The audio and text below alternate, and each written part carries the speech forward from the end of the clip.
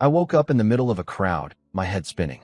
Somehow, I'd traveled from the modern world into the body of a man named Shi, same name as mine, living in an ancient dynasty called Great Chu, in a small town called Shiguan.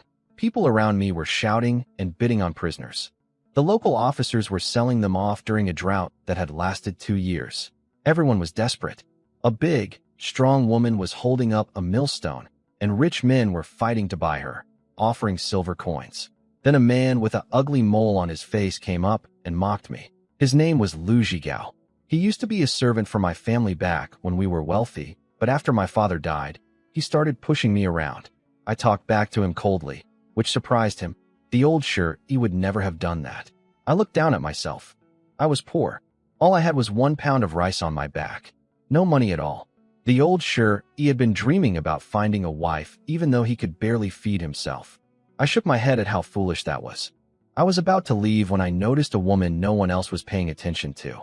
She was dirty and thin from the long journey, but underneath the dust, I could see she was truly beautiful. Pale skin, sharp eyebrows, calm cold eyes.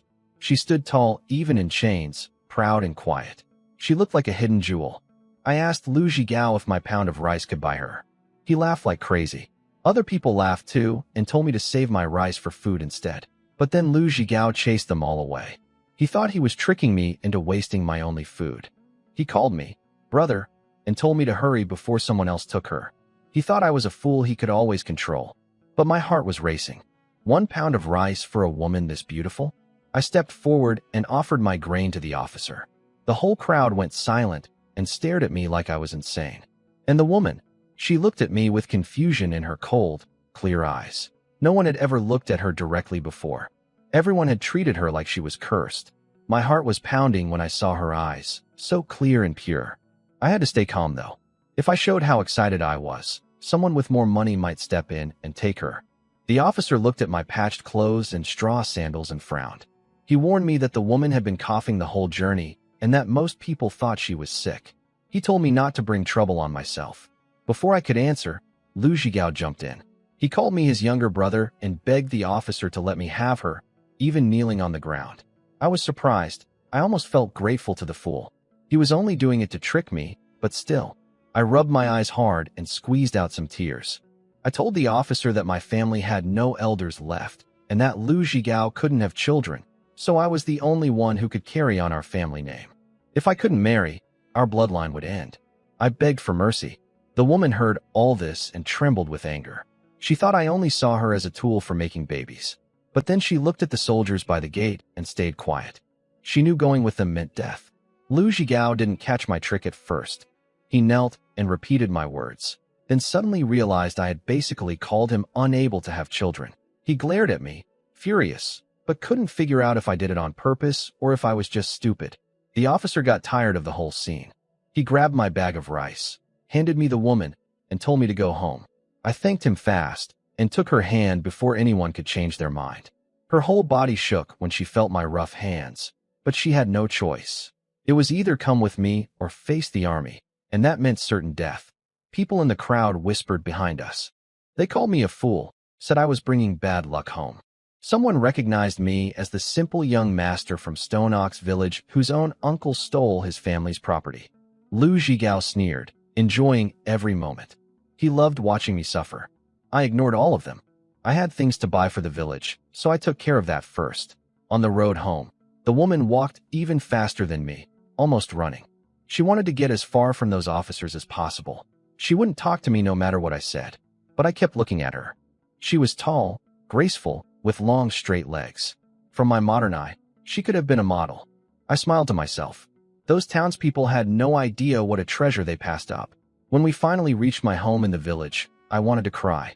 It was a tiny, crooked wooden hut that looked like it would collapse in a strong wind. 2 small animal hides hung at the door. I searched the whole place for anything useful, but the only thing worth having was a bamboo knife. The woman looked around and said softly, "Your home is very poor." I almost choked. Obviously, you don't need to remind me, but I told her not to worry. I wouldn't let her go hungry. I told her to wash her face while I went to the back mountain to find wild vegetables or something to eat. I warned her not to wander off because the nearby villages were full of my enemies, and there were tigers and wild boars in the mountains. She asked if I wasn't afraid she'd run away. I told her it was for her own safety to stay put. Then I grabbed the bamboo knife and headed into the mountains. The most important thing right now was finding food to fill our empty stomachs. In my past life, I never knew what real hunger felt like. I spent my days comfortably, wasting time on the internet. But now, standing in these mountains, I could feel the danger of starvation in my bones. I went deeper into the mountains to find food. The woman stayed behind at the house. It was safer there than wandering around with wild boars and tigers roaming about. What I didn't know was that while I was gone, she washed her face in the stream behind the house. Once the dirt came off, her true beauty showed. Fair skin, soft eyebrows, bright eyes. She was even more beautiful than I had guessed. She also found my stone hoe and went to work in the small vegetable garden. Most farmers in Great Chu already used bronze tools, but mine was just stone. That's how poor I was, the poorest of the poor. Lu Zhigao had come back from town and sneaked over to spy on my home. When he saw her clean face, he was stunned. He turned red with jealousy. He couldn't believe that I, the fool he loved to mock, had brought home such a beauty for just a pound of rice. He tried to get close to her, but she held up the hoe and warned him coldly that she was sick. That scared him. In these hard times, getting sick meant death. But he couldn't stop staring at her. He left, promising to come back later, already planning to humiliate her in front of me. Meanwhile, I was struggling in the mountains. After 2 years of drought, there was almost nothing left to eat. The villagers had already eaten every animal they could find, even mountain rats. The rabbits were too smart to catch. The trees had no fruit. The wild vegetables had all been dug up. But I found mushrooms. People here were afraid to eat them because some were poisonous, and they couldn't tell the difference. I could. I also dug up some kudzu roots, which people here didn't eat either. I remembered that the original Shi had saved about a pound of cooking oil over the years, meant for his future wedding feast. Poor guy. His life had really been miserable. As I searched through his memories, I realized something important about this world. It was similar to ancient China, with poetry and exams, but the technology was very low. They had no iron. Everything was made of bronze. They didn't even know about crossbows. That gave me an idea. In my old life, I worked in a factory making traditional handcrafted items. I was skilled with my hands. If I could build a crossbow, I could rule these mountains and hunt all the food we needed. I gathered the mushrooms and roots, cut some wood for making a crossbow, and headed back down the mountain. But when I got home, I saw Lu Zhigao standing at my door in just his trousers, looking disgusting. He was banging on the door, telling the woman to open up, saying I couldn't take care of her and that she should be with him instead. I never expected Lu Zhigao would come to my house while I was gone. When I got back, there he was at my door, half-dressed, trying to get the woman to open up. He wasn't even scared when he saw me. He frowned and told me to go back to the mountains.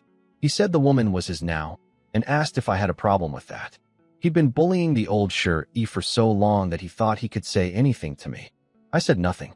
I just looked around for something to use. He got even angrier and started yelling.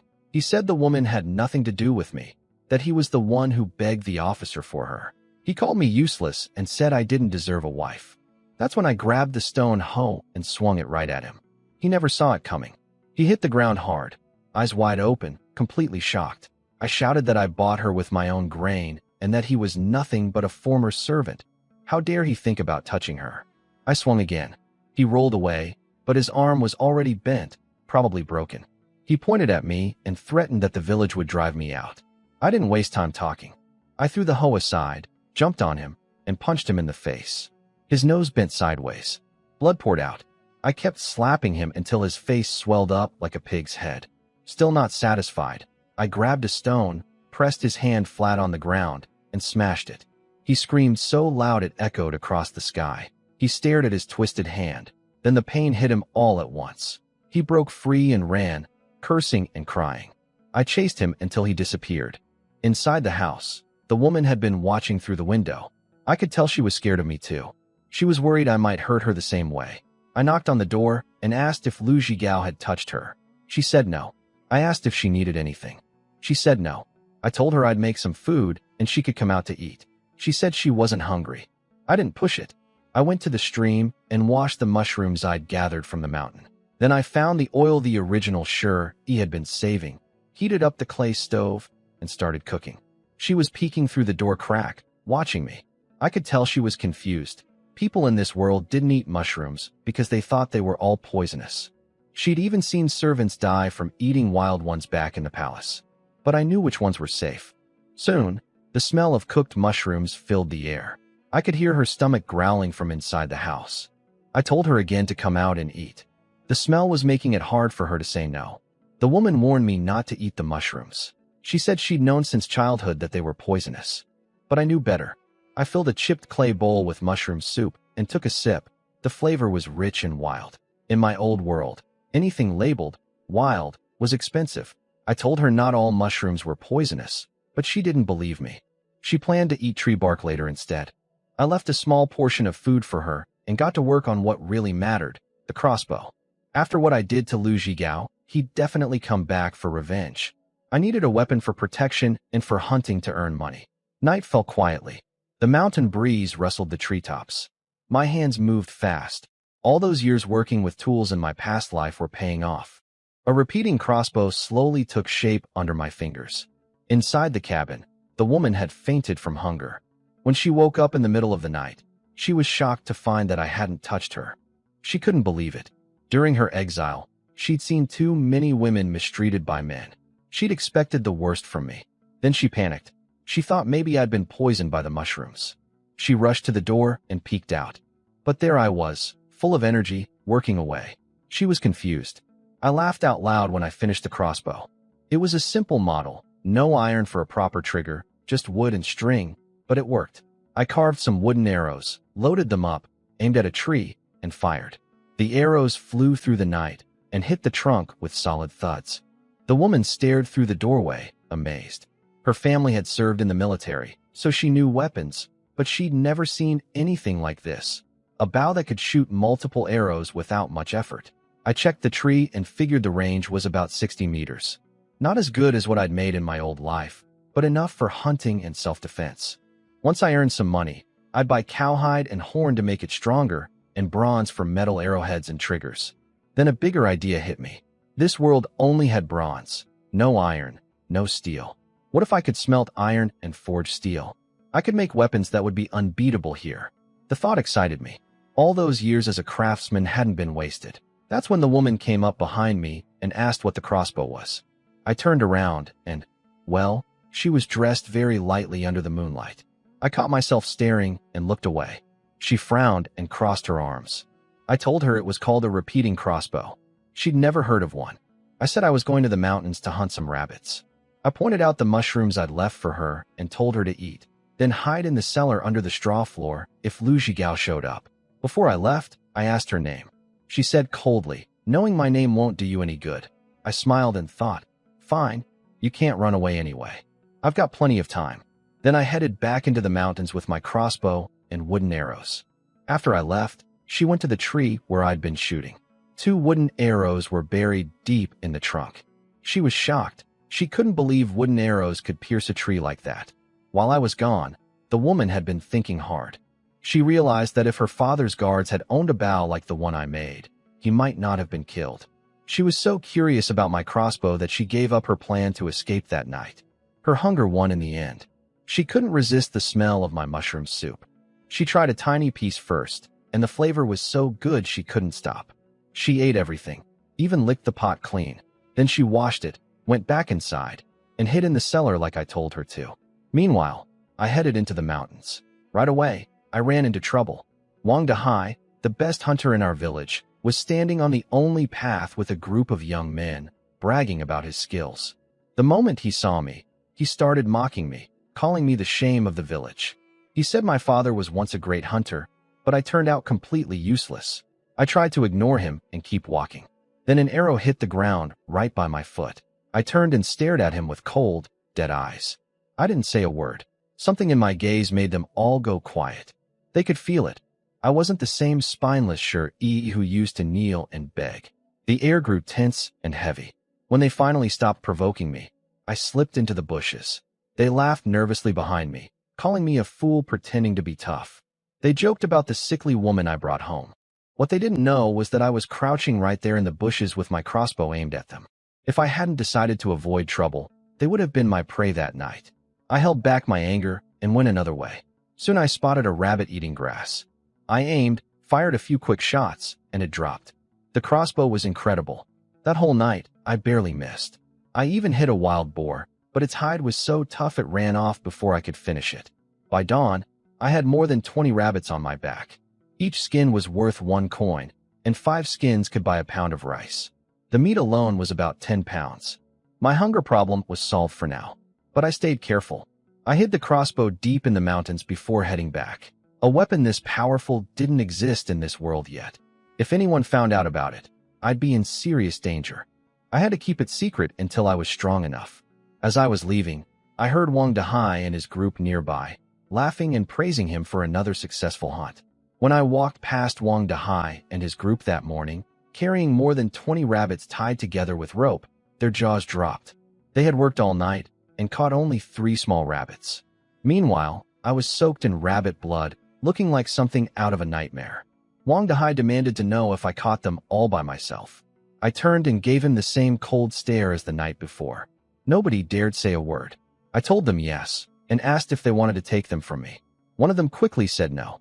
I told them to stop bothering me and walked away. Behind my back, they tried to explain it away. They said I must have stolen from someone's traps, since I couldn't even hit a cow standing still. They couldn't accept that the village fool had outperformed their best hunter. Along the path home, the village women gathering wild vegetables stared at me in shock. Some of them had always bullied the old Shir-E and thought about taking my catch. But one cold look from me shut them up. They could tell something had changed. When I got home, the woman had already woken up and was tidying the house. When she saw me covered in blood, the first thing she asked was whether I was hurt. That made me smile. I teased her, saying I'd gotten myself a good wife who worries about her husband. She didn't like that, too forward for her taste. I asked if she knew how to handle rabbit fur. She said yes and told me to rest. I told her not to push herself and that I'd cook for her after I slept a bit.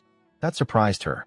In Great Chu, men never cooked. If a wife didn't cook, she'd be scolded. But I wasn't from this world, so I didn't care about those rules. She carried the rabbits to the stream to clean them, and I went inside. The house had been tidied up nicely. The straw was neatly arranged instead of scattered everywhere like a dog's bed. Having her around already made a difference. I lay down and fell into a deep sleep. My little hut sat on higher ground, a few hundred meters from the village. My father had once been the village chief, a famous hero in the Green Bull Mountain area. But he was betrayed by his own brother, my second uncle, and killed.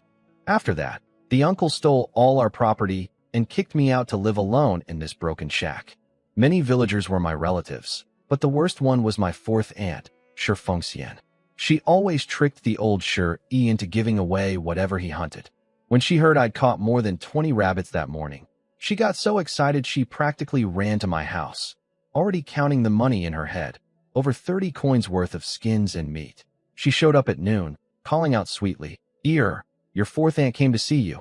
I've been so worried about you all these years." But then she spotted the young woman inside and stopped cold. "And who are you?" she asked suspiciously. I was woken up by my 4th aunt, Shi Fengxian, crying loudly outside. She was putting on a big show, talking about how she dreamed of my father and how worried she'd always been about me. I recognized her voice right away and felt annoyed. My father had 6 siblings. Most of them were terrible people. My second uncle stole our property. My 4th aunt loved taking advantage of me. The 5th and 6th uncles helped the second uncle when my father was killed. Only the 3rd uncle's family was decent. I yawned and told her she was giving me a headache. She almost lost her temper, but then she noticed the pile of rabbit skins and forced herself to stay calm. She put on her caring elder act. She said times were hard and that I should learn to save money. I just smiled and said, "I understand." That threw her off. The old Shir-E would have been grateful and handed everything over. Then she got to her real purpose. She offered to help me sell the rabbits and keep the money safe for me. I told her she should ask my wife about that. The woman by the stream heard me call her my wife and looked annoyed. She thought I was taking advantage again, but she stayed quiet. My aunt pulled me aside and whispered that I shouldn't let my new wife control the money. She said the man should be in charge. I told her that 2 people living together should respect each other, and that my wife would have the final say. Then I asked for the 30 coins she'd been saving for me over the years. Her face twitched. The truth was she'd never saved a single coin. She took everything for her own family. She mumbled something about needing to discuss it with her husband. She tried a different approach and went after the woman instead, acting friendly, trying to get close. But the woman ignored her completely, cold as ice, just quietly doing her work. The aunt stared at the rabbit skins and meat on the wall, practically drooling. She was desperate to take it all home. Finally, the woman spoke up. She said we were starving too, that I had risked my life hunting in the mountains, and there was no reason to hand anything over to someone else. That set my aunt off. She slapped the woman across the face and yelled at her, saying she was just a bought wife who had no right to make decisions. I rushed forward to stop her, but before I could, the woman slapped her right back, calm and expressionless. My aunt was shocked. No woman in the village had ever dared to hit her. She raised her hand to strike again, but I grabbed her arm from behind. I said, "Try hitting my wife again and see what happens." She couldn't believe it. She sputtered that she was my fourth aunt, that I would side with a stranger over family. I told her firmly, this woman was my wife, and from now on, she would be the one managing our household. The woman froze. Something in her cold eyes softened, just a little. I could tell that no one had ever stood up for her like that before. My aunt screamed that I was ungrateful, that she had treated me like her own child all these years. But we both knew that was a lie. I finally snapped at my fourth aunt. I told her to stop pretending. Other than my third uncle, every one of my relatives had betrayed my father after he died. I told her never to set foot in my house again, and to pay back the 30 coins she'd stolen from me over the years. She stormed off, shaking with rage, threatening to send my second uncle after me. I spat on the ground behind her. After she left, I crouched down beside the woman and noticed the 5 red finger marks on her face from my aunt's slap. I asked if it hurt. She didn't answer. Typical. I put my hand on her forehead. She froze. I could tell no man besides her father had ever been that close to her. She asked coldly what I was doing. I told her she had a fever and asked her to open her mouth so I could check her throat. She resisted at first, but I used a firm tone and she reluctantly opened up. I have to admit, being that close to such a beautiful face made my mind wander for a second. She caught me swallowing nervously and got suspicious. I quickly said her throat was sore and told her to talk less. Then came an awkward moment. When I pressed her tongue to check, she closed her mouth as I pulled my hand out, and it made a little popping sound. She was furious, thought I did it on purpose. She looked at me with disgust and walked away to hang the animal hides. I felt embarrassed. It was just bad timing, nothing more. I followed her and asked how long she'd been coughing. She said on and off, but clearly didn't want to talk to me. I went to dig up some wild ginger growing nearby. People in this world didn't know it was edible. I also picked some herbs by the stream. I heated the pan, poured in oil, and started cooking ginger with rabbit meat. The woman watched in shock. She thought I was being incredibly wasteful with the oil. In the village, families used just a tiny dab of fat in boiled water and called it soup. But I used oil freely, the way I was used to in my old life. She silently judged me. In her mind, no wonder I was so poor. I had no idea how to manage a household. I cooked a pot of rabbit soup, added some vegetables from the garden, and set it on the old table. I told her to eat while I took care of some things. She frowned and scolded me for using 2 pounds of meat and too much oil. She calculated that the whole pot of food could have been traded for a pound of rice. She really was good with money. I laughed and told her not to worry. 2 pounds of rabbit meat was nothing. From now on, we'd eat rabbit and fish every day. I'd hunt more in the afternoon, prepare everything tonight, and trade it for grain tomorrow. If we worked together, our life would only get better. She sat down at the table, her back perfectly straight. You could tell she came from a good family. She watched me toss some grass-like herbs into a boiling pot of water and raised her eyebrows. "What are you doing?" she asked. I told the woman her illness wasn't serious, just tonsillitis, some swelling in her throat. She didn't know what that word meant, but I couldn't really explain it any better in terms she'd understand. I set a bowl of rabbit soup in front of her. She took a small sip with her delicate lips, and I could tell she loved it. The wild meat mixed with fresh ginger had a rich, deep flavor. She couldn't stop herself from taking another big gulp. She asked what gave it such a special taste, and I told her it was ginger. It removes the bad smell and adds fragrance. I asked if it tasted good.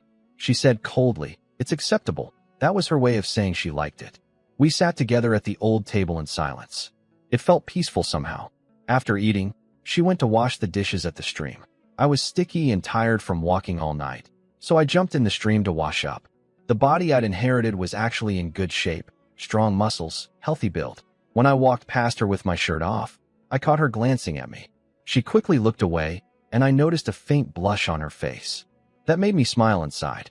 I asked if her throat felt better. She paused, then realized the pain had eased a lot after drinking the herbal soup I'd made. She wanted to know the name of the herb. I told her I'd trade her name for the herb's name. After thinking it over, she said, Wang Jijiao. I repeated it softly. Beautiful name. I told her the herb was called fish mint. She'd never heard of it. That didn't surprise me. This world was still behind in so many ways. I grabbed a basket and headed back toward the mountains. My mind was racing with purpose. I needed to survive, grow stronger, and one day get revenge for my father. Hunting was my first step toward building real wealth. While I was gone, Wang Jijiao had a visitor, a little girl about 5 or 6 years old with 2 small braids and bright eyes like black gems. She came running up, crying, afraid that Wang Jijiao had killed me. Wang Jijiao quickly calmed her down and explained I was just out hunting. The little girl's name was Shi Qianqian, my third uncle Shi Kang's daughter. Of all my relatives, my third uncle was the only one who truly cared about me. When my father was killed by the bandit leader Hu Matsi, my second uncle wanted to hand me over to the bandits. But my third uncle stood up for me. He even cut off his own arm in front of Hu Matsi to save my life. Without him, I wouldn't be alive. Little Qianqian visited me almost every day. She loved her big cousin.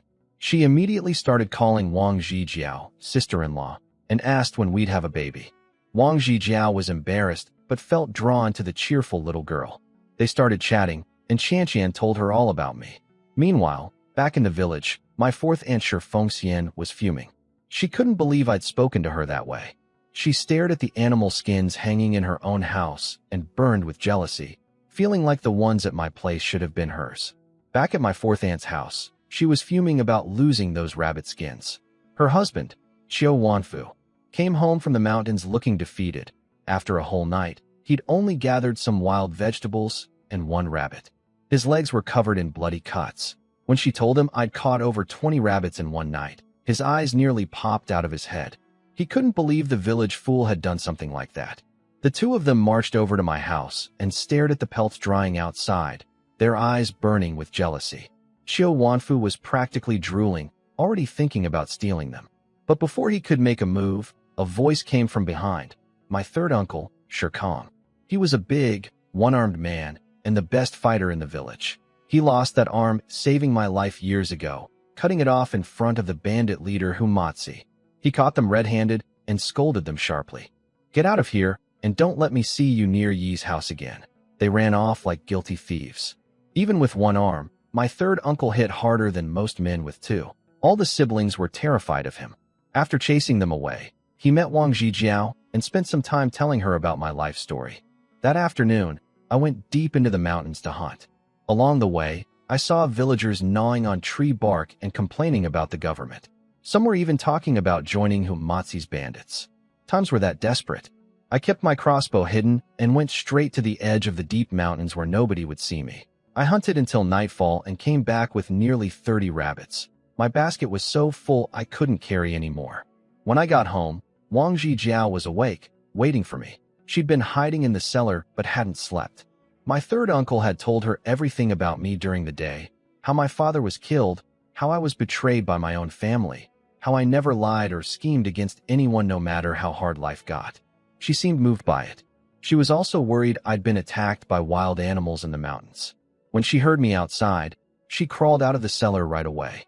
She said, I was worried people from the village might come bother you while you were gone.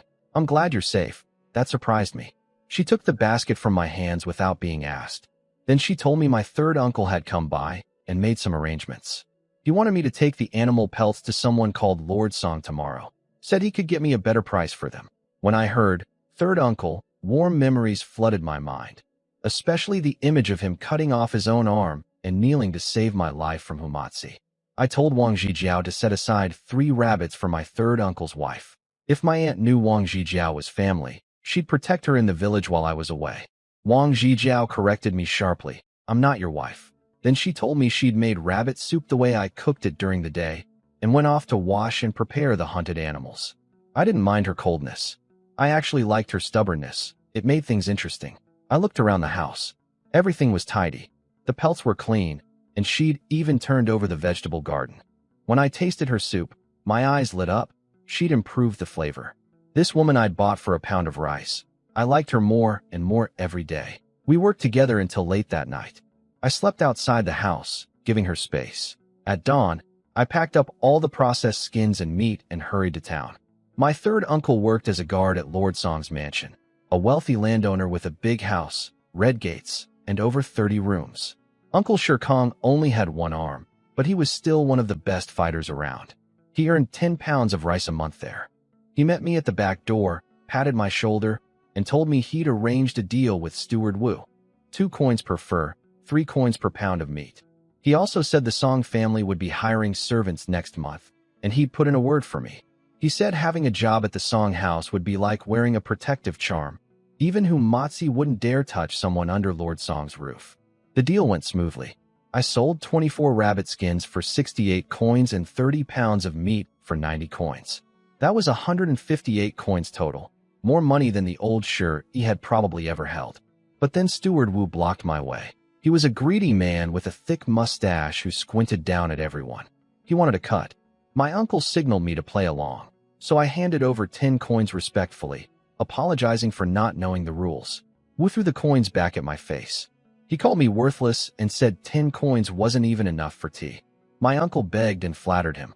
Wu finally named his price, 120 coins to get me a position at the Song house. He said once I was part of the Song family, Hu Matsi couldn't touch me. Then he called me a dog. I was furious. This man was not only robbing me, but insulting me to my face.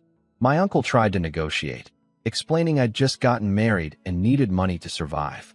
Wu sneered and said someone like me was lucky to even find a wife. Then he walked away. Outside, I couldn't hold back. I cursed him, greedy, dog-like bully. I swore I'd deal with him someday. My uncle stared at me like he didn't recognize me. I took a deep breath and calmed down. I asked him if refusing to pay would cause trouble for him. My third uncle reassured me. Steward Wu could scold him, but couldn't actually fire him since he was personally hired by Lord Song. Still, he was upset about Wu's greed. Then he went quiet and squatted on the ground. I could tell something was really bothering him. He told me that in a few days, Hu Matsi, the bandit leader from the mountains, would come to collect his monthly payment from the village. Everyone on Green Bull Mountain had to pay him or risk losing their heads. The government never stepped in. The worst part was this. My uncle had heard rumors in town that Hu Matsi had been having nightmares about my father coming back for revenge. So he decided to kill me, just to be safe. That's why my uncle was so desperate to get me a job at the Song house, where I'd be protected. He looked at me with pained eyes and told me to take the money and run away with the girl. Leave Green Bull Mountain entirely. I could see how much it hurt him to say that. He'd always treated me like his own son. But I told him I wouldn't go. I had a plan. If Hu Matsi pushed me too far, I had my crossbow. I could fight them all if I had to. But that was a last resort. Instead, I asked about other fur traders in town. The prices at Steward Wu's were too low. My uncle mentioned a new shop run by an outsider named Wang Chaoxing, but warned me the local wealthy families were bullying him. He told me to stay away. Then Steward Wu shouted for him from inside, and my uncle hurried back to work. Watching him go, this once proud fighter now running like a servant at someone's command, I felt a deep sadness. He'd sacrificed everything for family. He reminded me of the worn-out middle-aged men from my old world, swallowing their pride every day just to keep their families fed. I found Wang Chaoxing's shop. He offered 3 coins per fur, much better than Wu's price. I even talked to him about working together to challenge Lord Song's grip on the local trade. He thought I was crazy and didn't take me seriously, but I'd planted the seed. After that, I bought supplies, 10 pounds of rice for 50 coins, and a few pieces of fried dough for half a copper. I didn't dare spend more. I needed to save. On the walk home, I made plans. Hunting couldn't last forever. The animals in the mountains were almost gone. I thought about what businesses were thriving in town. Grain was king during the drought, but the local merchant had a monopoly. There was no plant oil in this world. People only used animal fat. That gave me an idea. The mountains were full of tea trees, and tea seeds could be pressed into oil using traditional methods I knew from my old life. If I could start producing plant oil, that could be my path to real wealth. But first things first, I had to survive and build up some money. When I got home at noon, calling out, "Jijiao, I'm back," my stomach dropped. Sitting in front of my broken table was my second uncle, Shi Zhongyun, the man who stole my father's property and tried to hand me over to Humatzi. Next to him sat his dog, Lu Zhigao. Wang Zhijiao was sitting across from them, quiet and still. The scene was tense when I got home. My second uncle, Shi Zhongtian, was sitting at my table like he owned the place. Lu Zhigao stood behind him like a loyal dog. Wang Zhijiao sat across from them, quiet and cold. My second uncle spoke to me in his usual commanding tone, the way he talked to everyone in the village since he took over as chief after stealing my father's position. He told me to come over, that he had something to say. I ignored him at first. I walked to Wang Zhijiao and gave her 2 oil cakes I'd bought in town. I told her my third uncle had helped me get a good price for the furs, and that she should eat. Lu Zhigao got angry that I was ignoring the village chief, but I shut him down fast. I told him it wasn't his place to speak about your family business, and called him a vicious dog. My second uncle silenced Lu Zhigao with a single glance, then got to his point.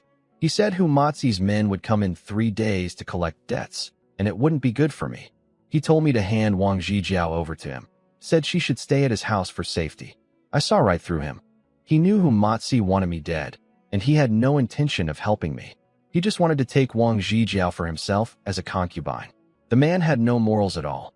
I smiled and said my affairs were none of his concern. Zhijiao wasn't going anywhere. He was shocked. The old Shi would have obeyed without question. He asked if I was defying him. He said I caused my father's death and now wanted to drag a girl down with me. Wang Zhijiao spoke up herself, "I won't go," then walked away without even looking at him. She didn't show him an ounce of respect. I could see a flash of murderous rage in his eyes. I told him my wife was willing to share hardships with me, so he didn't need to worry. He warned me that next time Humatzi's people came, he wouldn't speak for me. I fired back. I was alive because of my third uncle, not him. He'd never once stood up for me. Then I said something that really got under his skin. I told him that being a dog for Humatzi wouldn't lead anywhere, and reminded him why my father had once rebelled against the bandits. Lu Zhigao tried to slap me. I kicked him to the ground and smashed a bench on him. He screamed. My second uncle clenched his fists, ready to attack me himself. But just then, a cheerful voice came from behind, my third aunt, Wang Guifang, and little Qianqian running toward me with her pigtails bouncing. My anger melted the moment I saw Qianqian's face. I picked her up and greeted my aunt warmly. My third aunt was a large, strong woman from Zhao village, where everyone practiced martial arts. Even the men in our village couldn't match her strength. My second uncle didn't dare provoke her. When he saw her, he unclenched his fist and left, telling us to mind our own business. Lu Zhigao limped away behind him, glaring at me with murder in his eyes. But when he noticed my aunt staring at him, he turned away fast. She'd once slapped him so hard his jaw dislocated. My aunt watched my second uncle's back and spat. "Your father was so good to him," she said bitterly. "Backstabbing traitor. Worse than a dog." My third aunt, Wang Guifang, started nagging me the moment she arrived. Why didn't I tell her my second uncle had come? She fussed over me like family should. It made me think of my parents from my past life. I'd been lonely in that world too. A warm feeling grew in my chest, something I hadn't felt in a long time. What surprised me was Wang Zhijiao. She'd been cold to everyone since I brought her home, but now she was actually talking to my aunt. And when little Qianqian ran over offering to help wash furs, Zhijiao said, "Okay," with real warmth in her eyes. Something was changing in her, though I couldn't quite explain what. Then my aunt got serious. Like my third uncle, she wanted me to run away. But I asked her, if I left, what would happen to them? My third uncle had cut off his arm and guaranteed my safety to Humatzi. If I disappeared, wouldn't Humatzi come after their family? Would the Song family really protect them? She slammed the table and yelled at me to stop being reckless. Her voice broke. She said she'd promised my mother she'd keep me alive. That's when memories from the original Shi flooded in. After my father was killed, the villagers, led by my second uncle, dug up my parents' bodies and threw them on the road outside the village. My third uncle and aunt dragged the bodies back with a cart, holding swords to keep the angry crowd at bay. Step by step, Swing by swing, they fought their way back into the village. From that day on, their family was outcast too. But my aunt was too strong for anyone to hurt. I gently wiped her tears and told her not to worry. I could protect myself, my family, and our home now. She was shocked. The old Shur-E had never spoken like that. Before she left, I gave her several pounds of rice and cleaned rabbit meat. She protested, but I told her to stop treating me like an outsider. She and my uncle had carried too much weight for my sake. From now on, I would face the family's problems myself. She looked over at my parents' grave nearby and whispered, "Did you two come scare this boy in the night? He suddenly understands everything." She took the food and left. I knew she was already thinking about asking her family in Zhao village for help. They were descendants of a frontier general, all trained in martial arts. Even Humatsi didn't mess with them easily. Wang Zhijiao had already prepared the rice and meat before I even asked, which caught me off guard.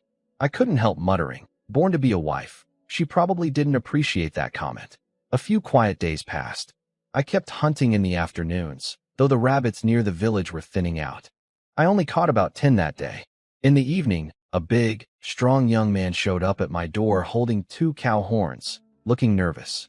He begged me not to tell anyone he'd brought them. His father would beat him if he found out. He was confused about why I wanted cow horns. Then he noticed Wang Zhijiao and got upset. Apparently, we'd made some kind of pact that whoever found a wife first was a beast. He'd only been gone visiting his grandmother for a few days, and I'd already broken the deal. Wang Hongtao showed up, my childhood friend. His father was the village carpenter, and he'd taken over the trade. I'd asked my third aunt to send him because I wanted the 2 cow horns hanging at his house. He was upset about Wang Zhijiao. Apparently, we'd once prayed to the sky god together, swearing that finding a wife would bring bad luck. He couldn't believe I'd broken our pact. I told him the truth. He just didn't want to be the only single one, so he dragged me into it. I let him ramble for a while, then got serious. I told him Humatsi wanted to kill me. He went quiet instantly. After a pause, he cursed Humatsi and told me to take my wife and run. Instead, I pulled out the crossbow and fired several arrows into a tree. 2 stuck deep in the trunk. He stared at the crossbow, speechless. As a carpenter, he understood woodwork better than anyone. The more he studied it, the more amazed he got. He called the design brilliant and asked where I got it. I told him I made it myself. He couldn't believe it, so I joked that I learned the skill in a dream from a man named Zhuge. That's why I called it the Zhuge crossbow. I asked him for a favor, to go around the village and collect fish bladders for me. He didn't understand why, but he agreed and ran off. After he left, Wang Zhijiao came over. She said plainly that Humatsi had over 500 men. 1 crossbow wouldn't be enough. Resisting was foolish. I told her I knew that. She asked why I still wanted to fight instead of running. I said there was nowhere to run. In this drought, every place was dangerous. People were eating people. She went quiet. She'd seen it herself on her long journey from the capital. Then she asked about my second uncle. I told her the whole story. Years ago, my second uncle and other villagers pushed my father into standing up against Humatsi. They formed a group to resist. But when they actually faced Humatsi, my second uncle got scared, betrayed my father, and knelt down. My father was killed because of it. After that, most of the village blamed my father for stirring up trouble, and they took their anger out on me. Wang Zhijiao stared at me for a long moment. I could tell my story reminded her of her own parents' death. We were both people who'd lost everything. She asked if I was determined to kill Humatsi. I said of course. Then she said something that surprised me. After you kill Humatsi, tell others it was your second uncle's people who did it. She picked up her basket and walked away. In that moment, I realized this woman wasn't just beautiful and cold. She was smart. Dangerously smart. Huh. When Shur-E heard this, he looked at Wang Zhijiao with surprise. This wife, bought with just a pound of rice, he always felt she was not simple. Sure enough, he sensed that behind her beautiful face, there was another side. One with a heart capable of destruction. Wang Zhijiao saw his reaction and frowned slightly. She thought, how could a simple mountain villager be so cunning? She coldly said, take your time to understand. Just as she was about to leave, Shur-E spoke. We really are a perfect match. Thinking the same thing, Wang Zhijiao paused. Can you understand what I'm saying? Shur-E continued to work on the thin piece of cowhide in his hands. He was already very skilled. One is my father's murderer, damn him. Another is someone who betrayed my father at the last minute. If Humazi's knife comes into the village to kill people, I, Shi, wouldn't even frown. You probably don't think I'd use this bow to destroy Humazi's bandits, do you? I'm not that foolish. Wang Zhijiao's eyes brightened a little, surprised that this mountain villager had such a mind. But soon, her expression turned cold.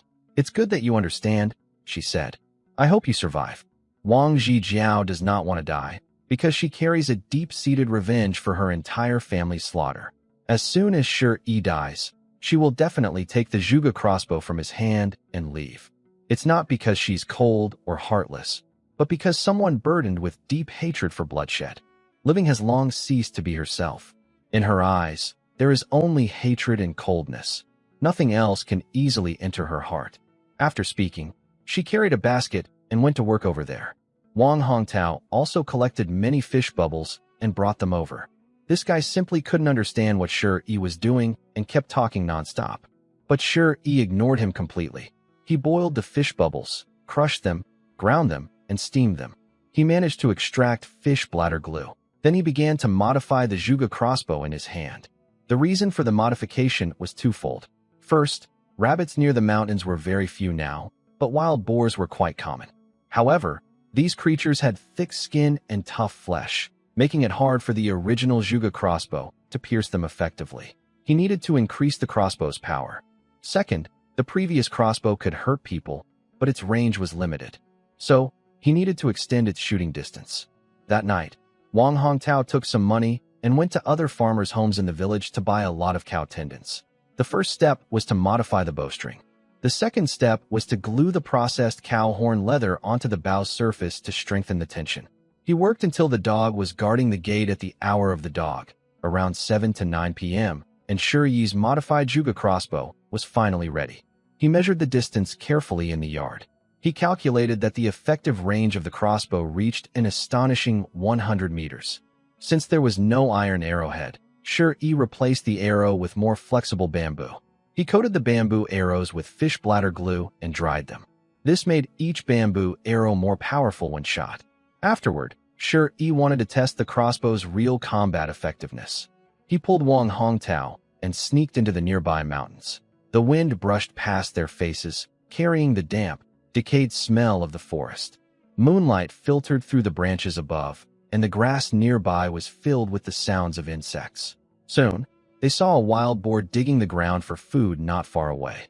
Wang Hongtao immediately grabbed Shi and tried to leave. E.g., that's the wild boar that dug up the village people. Don't provoke it. We can't beat it. Quiet. At this moment, Shi looked at the wild boar and felt a bit nervous and trembling. The creature was huge, much larger than a normal wild boar. It probably weighed over 300 kilograms, something he had never heard of in his previous life. In his past life, he made and sold crossbows and bows, mostly to hunters, so he knew how to hunt wild boars. But the crossbow he had now didn't have steel parts, so he wasn't sure if he could kill it. How much do you think we could sell this wild boar for? He asked. Yaij, are you crazy? Can we measure this boar in copper coins? It could be dangerous, Wang Hongtao said, shocked. Everyone in the village would run away if they saw this boar turn around. This was a dangerous animal. Stop talking. Help me figure out if it's worth risking. I need to know the value, Shi said firmly. Wang Hongtao saw he was serious and quickly replied, if we take it to the town, we could sell it to the Western Gate Army. I heard soldiers there like to eat wild boar meat. Probably. This boar could sell for at least 800 coins. 800 coins, Shi thought. That's a lot. 5 coins for a jean of rice. 800 coins isn't small. After thinking for a moment, he gritted his teeth.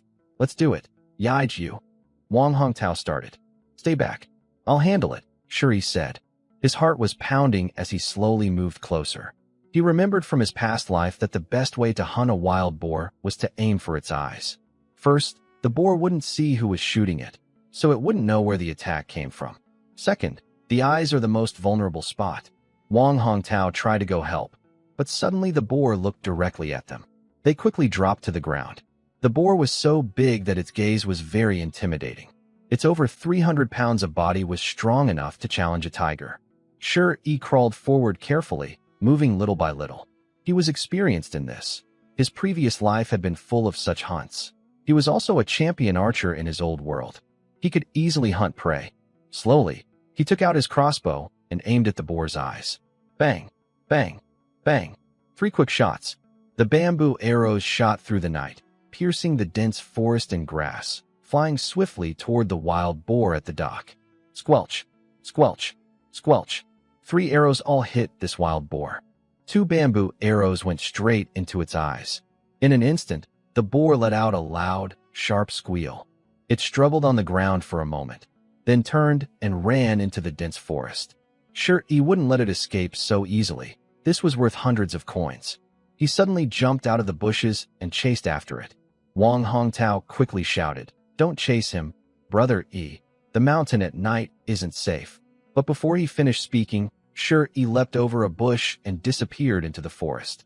Wang Hongtao ran over quickly, but Sure Yi was gone. He called out a few times, but got no response. After a while, he suddenly remembered how accurate the 3 bamboo arrows had been. 2 of them went straight into the boar's eyes, without missing. The third was slightly off, but still hit the boar's nose. He looked at where Brother E had just been crouching, more than 30 or 40 meters away, even in the dark. He was very shocked. Wow, I never thought Brother E could shoot so accurately.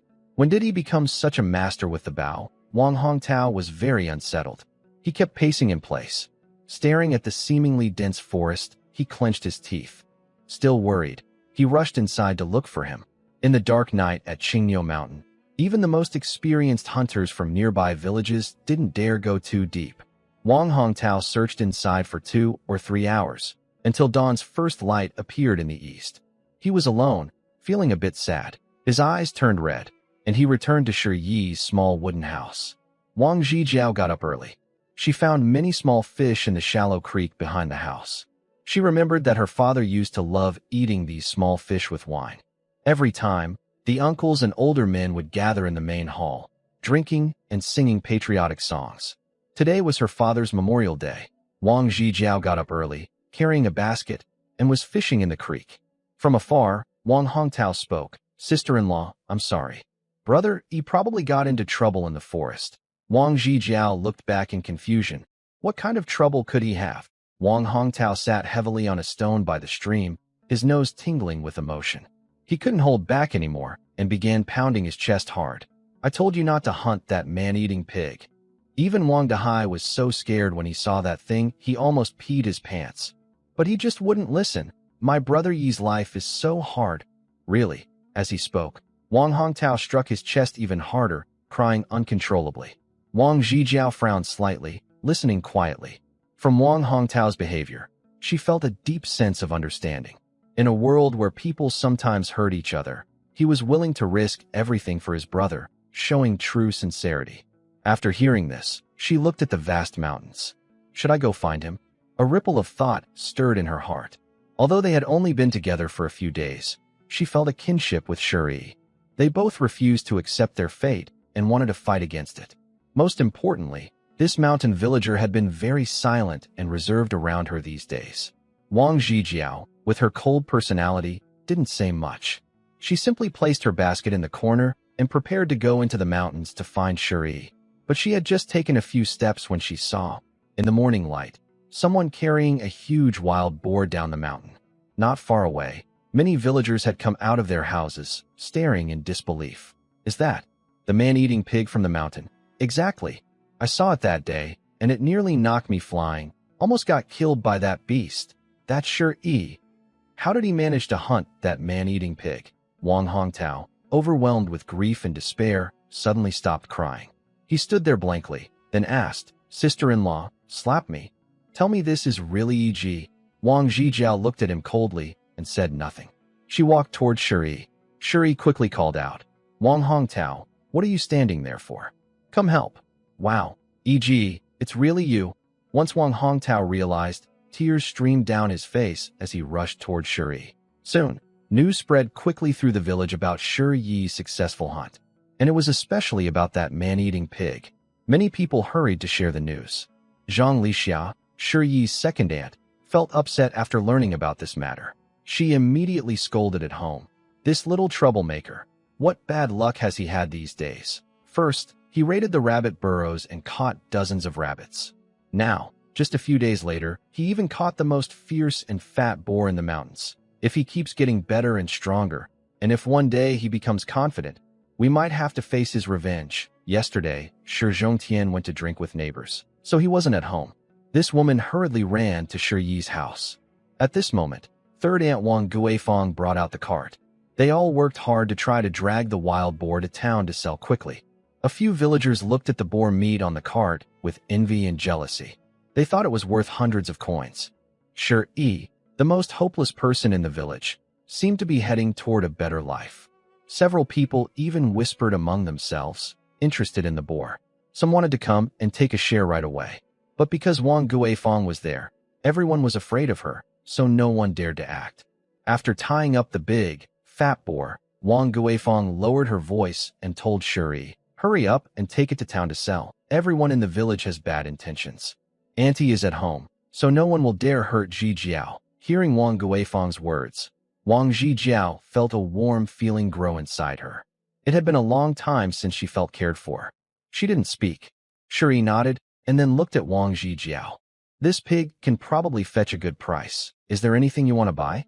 After I exchange the coins, I'll buy it for you." Wang Jijiao's mood was complicated. After a moment, she shook her head. "Help Qian Qian and Auntie buy some things. They are the most important people to you. I'm not." Wang Jijiao clearly felt Shi Yi's concern, but she was resisting. Because she knew she couldn't stay here forever, she still had revenge to take. If people found out about her relationship with Shi Yi, the whole village might be wiped out by his enemies. The best way is still not to get involved with him. It's also for his own good.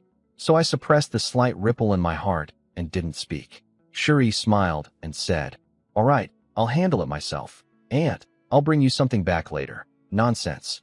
After exchanging money, save it. You still need to live your life," Wang Guifang nagged.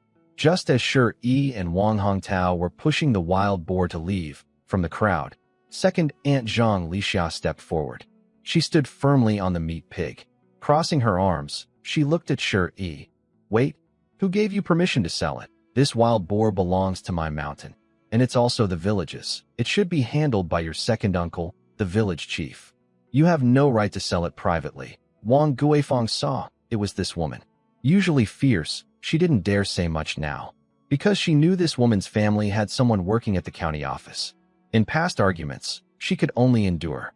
Holding back her anger, she said, "Second sister-in-law, this is Yi's life or death effort from yesterday in the mountains. How could it be handed over to others? Yes, this is our village's property. Although you brought it back, you have no right to handle it. I have a suggestion. Why not share it with others in the village? One piece of meat per household. This way, the distribution is fair." Shi Yi has no right to sell it privately. The others, who had long been jealous enough to bleed, saw Zhang Lijuan lead the way. One by one, shamelessly staring at Shi Yi, they scolded angrily. Bang! A kitchen knife was swung directly at Zhang Lixia's leg that was stepping on the pig. Fortunately, someone quickly grabbed Zhang Lixia and pulled her back. Otherwise, her leg would have been cut off. The unruly villagers trying to take advantage of the wild boar suddenly fell silent. Zhang Lixia's skin was covered with goosebumps. But after seeing Shi Yi swing the knife, he immediately became furious. "Kid, you're going too far. How dare you?" Before he finished, Shi Yi pointed the knife at his face and coldly said, "If you keep making trouble, I will kill you." It was cold, terrifyingly cold. Zhang Lixia grew up watching Shi Yi since they were children. In her eyes, he was just a fool. She used to envy her older brother, who was the village chief, and she would cause trouble at home, bullying Shi Yi's grandmother. Once, she slapped Shi Yi's mother in front of everyone. Since then, Zhang Lixia has held a grudge, but she lacked the ability to get revenge. So, she would secretly pinch Shi Yi when no one was watching. Every time, this naive boy never fought back. He has always been gentle and obedient since childhood. But now, the look in his eyes was so intense, it was almost suffocating, like that of a demon. Just by exchanging a glance with Shi Yi, this woman froze in place, speechless. Then, Shi Yi pointed his knife at others. "Shameless, if you want to take advantage, come on." Everyone originally wanted to take some advantage, feeling guilty. Seeing Shi Yi fighting desperately, they all fell silent. Wang Guifang couldn't bear it anymore. She shouted, "Look at you all. Some of you are elders in the village. For just a little bit of benefit, you've lost all shame. Isn't that embarrassing? Get out of the way." Seeing Wang Guifang also couldn't stand it, no one dared to provoke her. They knew they wouldn't get any benefit, so they quickly dispersed. Shi and Wang Hongsheng hurriedly pushed their cart away from there. After they left, Zhang Lixia's face twitched uncontrollably, muscles spasming fiercely. Her anger was very intense. She looked at Wang Guifang with a dark, gloomy expression. "Wang Guifang, I wonder how long you can protect this kid." After saying this, she left angrily. Today, she had lost face in front of her family. Wang Zhijiao came over, looking at Zhang Lixia's nearly exploding back. She said, "How can someone with such poor character be like this?" Wang Guifang shivered and quickly pulled her back. "Children, don't speak carelessly. It might bring trouble. Zhang Lixia has family working at the county office. We must not provoke her." A family member working at a small county office, and they can be so arrogant, Wang Zhijiao said, radiating a commanding presence. Wang Guifang was stunned. "Child, what is your background? I feel like you. Auntie, I need to go do something." After saying this, the cold and distant Wang Zhijiao turned and walked away directly. Wang Guifang felt a shiver run down her back. This girl had been at their home for several days, always cold and expressionless, never smiling. I thought to myself, she's probably not an ordinary person. Can our ear handle this girl? Wang Guifang was Yi's aunt, so she would only worry about her nephew. "Officer, 500 coins, plus 30 arrowheads. You can take this wild boar. Also, I heard that many officers in the army like to eat wild boar meat. I can supply it to you in the future." Behind the back door of the Westgate Army Camp's kitchen, Shi, dressed in military armor and with a big beard, stood quietly in front of a tall soldier. This man was the head of the kitchen staff. About an incense stick ago, this young man had brought a wild boar here. His offer wasn't very high, lower than the market price, but he wanted 30 bronze arrowheads. In this era, metal items were controlled by the government, especially arrowheads, which were only available in the military camp. If anyone leaked these outside, they would be punished. The head looked at the wild boar and, being quite cheeky, drooled a little. 30 arrowheads weren't a lot in quantity. In terms of value, they were a good deal for him. So, the head thought for a moment and sent someone to fetch 30 arrowheads. He also handed over 5 strings of copper coins. He said, "Kid, I don't know what you want the arrowheads for, but I warn you, don't go spreading the word, understand?" Shi bowed and replied, "Don't worry, officer, I won't cause trouble." Thinking for a moment, he took another string of copper coins and placed it in the officer's hand. "Villagers from the mountains and fields don't know proper manners, so I rely on you, officer, to provide for us." After that, he collected the remaining 4 strings of copper coins and the bronze arrowheads. He bowed to the officer and then turned to leave. The heavily pregnant officer watched Shi from behind, weighing the copper coins in his hand.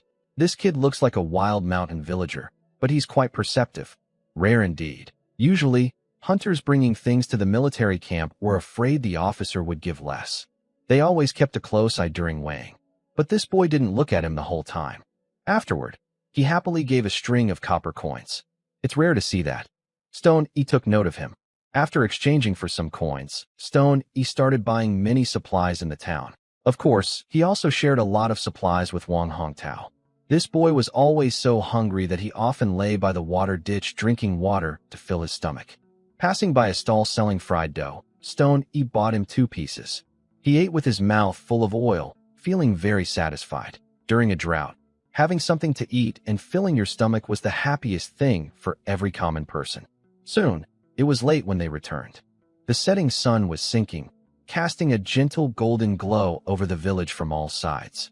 Well-off families had smoke rising from their chimneys, drifting softly in the breeze. On the way back, Stone E and Wang Hongtao talked a lot, mostly about how they survived during these times. After returning, Wang Hongtao worried that his elderly mother might starve, as they had been eating bark for 2 days. He hurried home carrying supplies. In front of his small wooden house, the sunset made everything look golden, like a dream. Near the house, a simple stove was steaming fragrant white rice and a stir-fried rabbit dish. The smell could be smelled from afar. Wang Zhijiao was working with a hoe in the vegetable garden nearby. In recent days, the garden, which was full of weeds, had been cleared into neat plots of earth. With the help of this third ant, they planted some cucumbers and chili seedlings. They also built a fence with bamboo. The smell of farm life was everywhere. Stony put down some supplies and took a new pair of shoes to Wang Zhijiao. "Sit down." "Why?" Wang Zhijiao answered coldly. Stone didn't care and pulled her to sit on a stone. Then he grabbed her delicate ankle. Wang Zhijiao instinctively resisted. "How bold of you." She was freezing cold. But Stone held her ankle tightly. "Don't move. I bought you a pair of shoes. See if you can wear them." Wang Zhijiao paused, then noticed the pair of cloth shoes beside him. She stopped resisting. Stone ignored her. Sitting on the ground, he placed her foot on his lap. Wang Zhijiao's shoes were already very worn out. There were many blood scabs on her feet, showing what she had gone through during her exile. The soles of her feet had thick calluses. Shi slowly helped her take off her shoes and carefully cleaned the dirt from her feet. Afterward, as he put her shoes back on, he spoke. "I don't know why you were exiled," he said, "but from what I've observed these past few days, I think you might be the daughter of a noble family, because you carry a proud attitude. More than that, I can tell you're not content with this poor mountain village and that you're hiding many things in your heart. However, Wang Zhijiao, I want to tell you, in this world where survival is tough, if you don't have your own strength, don't dream of unrealistic things." Wang Zhijiao fell silent. Her initial dislike for Shi, the rustic villager, faded a lot. Thinking back over these days, though sometimes his gaze made her feel like he was a flirt, she also felt a strange dislike. But did this man really have flirtatious intentions? If it were an ordinary person, after buying her, they would have done something that first night. If she refused, she might have been harmed. And in the deeply ingrained culture of Dechu, where men are superior to women, women from noble families to commoners were all taught from birth how to serve their husbands and take care of the family. Learning music, chess, calligraphy, and painting was just to please their husbands. But this rustic villager seemed to always respect her sincerely. Every time he went hunting and sold the game in town, he never bought anything for himself, but he always brought her back a little something. While she was lost in thought, Shi suddenly took out the copper coins he had exchanged today and placed them on her long skirt. He said, "I don't know if I will survive this time. If I don't, you can give some of these coins to my third aunt. And take the rest and leave here quickly." Wang Zhijiao's fragile body trembled slightly, but her expression remained cold. "Why not give it to her yourself?" After helping her put on her shoes, Shi looked at her stunning face and smiled as he spoke. "Very beautiful." After finishing, she looked up and said, "You probably know my third aunt's personality. I would definitely not want to give her anything myself. It would be better if I left it to her after I die. Also, please tell her for me that I want to repay the kindness of their marriage in my next life." A heavy feeling grew in Wang Zhijiao's heart. She faintly guessed something. "Are you planning to take the initiative?" Shi turned back and smiled. That smile touched Wang Zhijiao's heart because it was gentle. In these harsh times, such a smile was very rare. "You're so clever. What a pity. When I brought you back, I thought I would raise you happily, fatten you up, and have a few children so we could live a good life. Maybe I am not lucky enough to enjoy that." Shi didn't notice that Wang Zhijiao was unconsciously clutching her dress. In front of the small wooden house, the atmosphere suddenly became heavy. Shi waved his hand and said, "I won't talk anymore. I need to prepare." Then he went to the water ditch nearby. Since arriving here a few days ago, Shi had been busy every day. He was covered in mud and dirt, with no time to clean himself properly, so he jumped straight into the water. Wang Zhijiao remained silent. She didn't know why, but suddenly she didn't want Shi to die like this. Not only because she hadn't figured out the story behind the bow in his hand, but also because she realized that this mountain villager was very different from other men. There was an indescribable feeling. Nearby, the cooked white rice and warm stir-fried rabbit meat were served in a pot. They were neatly placed on the table. Shi, covered in dirt and mud all day, looked like a different person after washing. He appeared a bit thinner, with very defined features. Wang Zhijiao looked at Shi and suddenly remembered her late brother. Her mood inexplicably became a little sad. She was even more reluctant to see Shi die like this.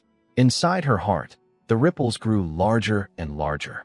If this continued, Those ripples around Shi might turn into a huge storm. But Shi still needed time. What she didn't know was that all of this was just Shi playing a little mind game in front of her. This guy knew everything.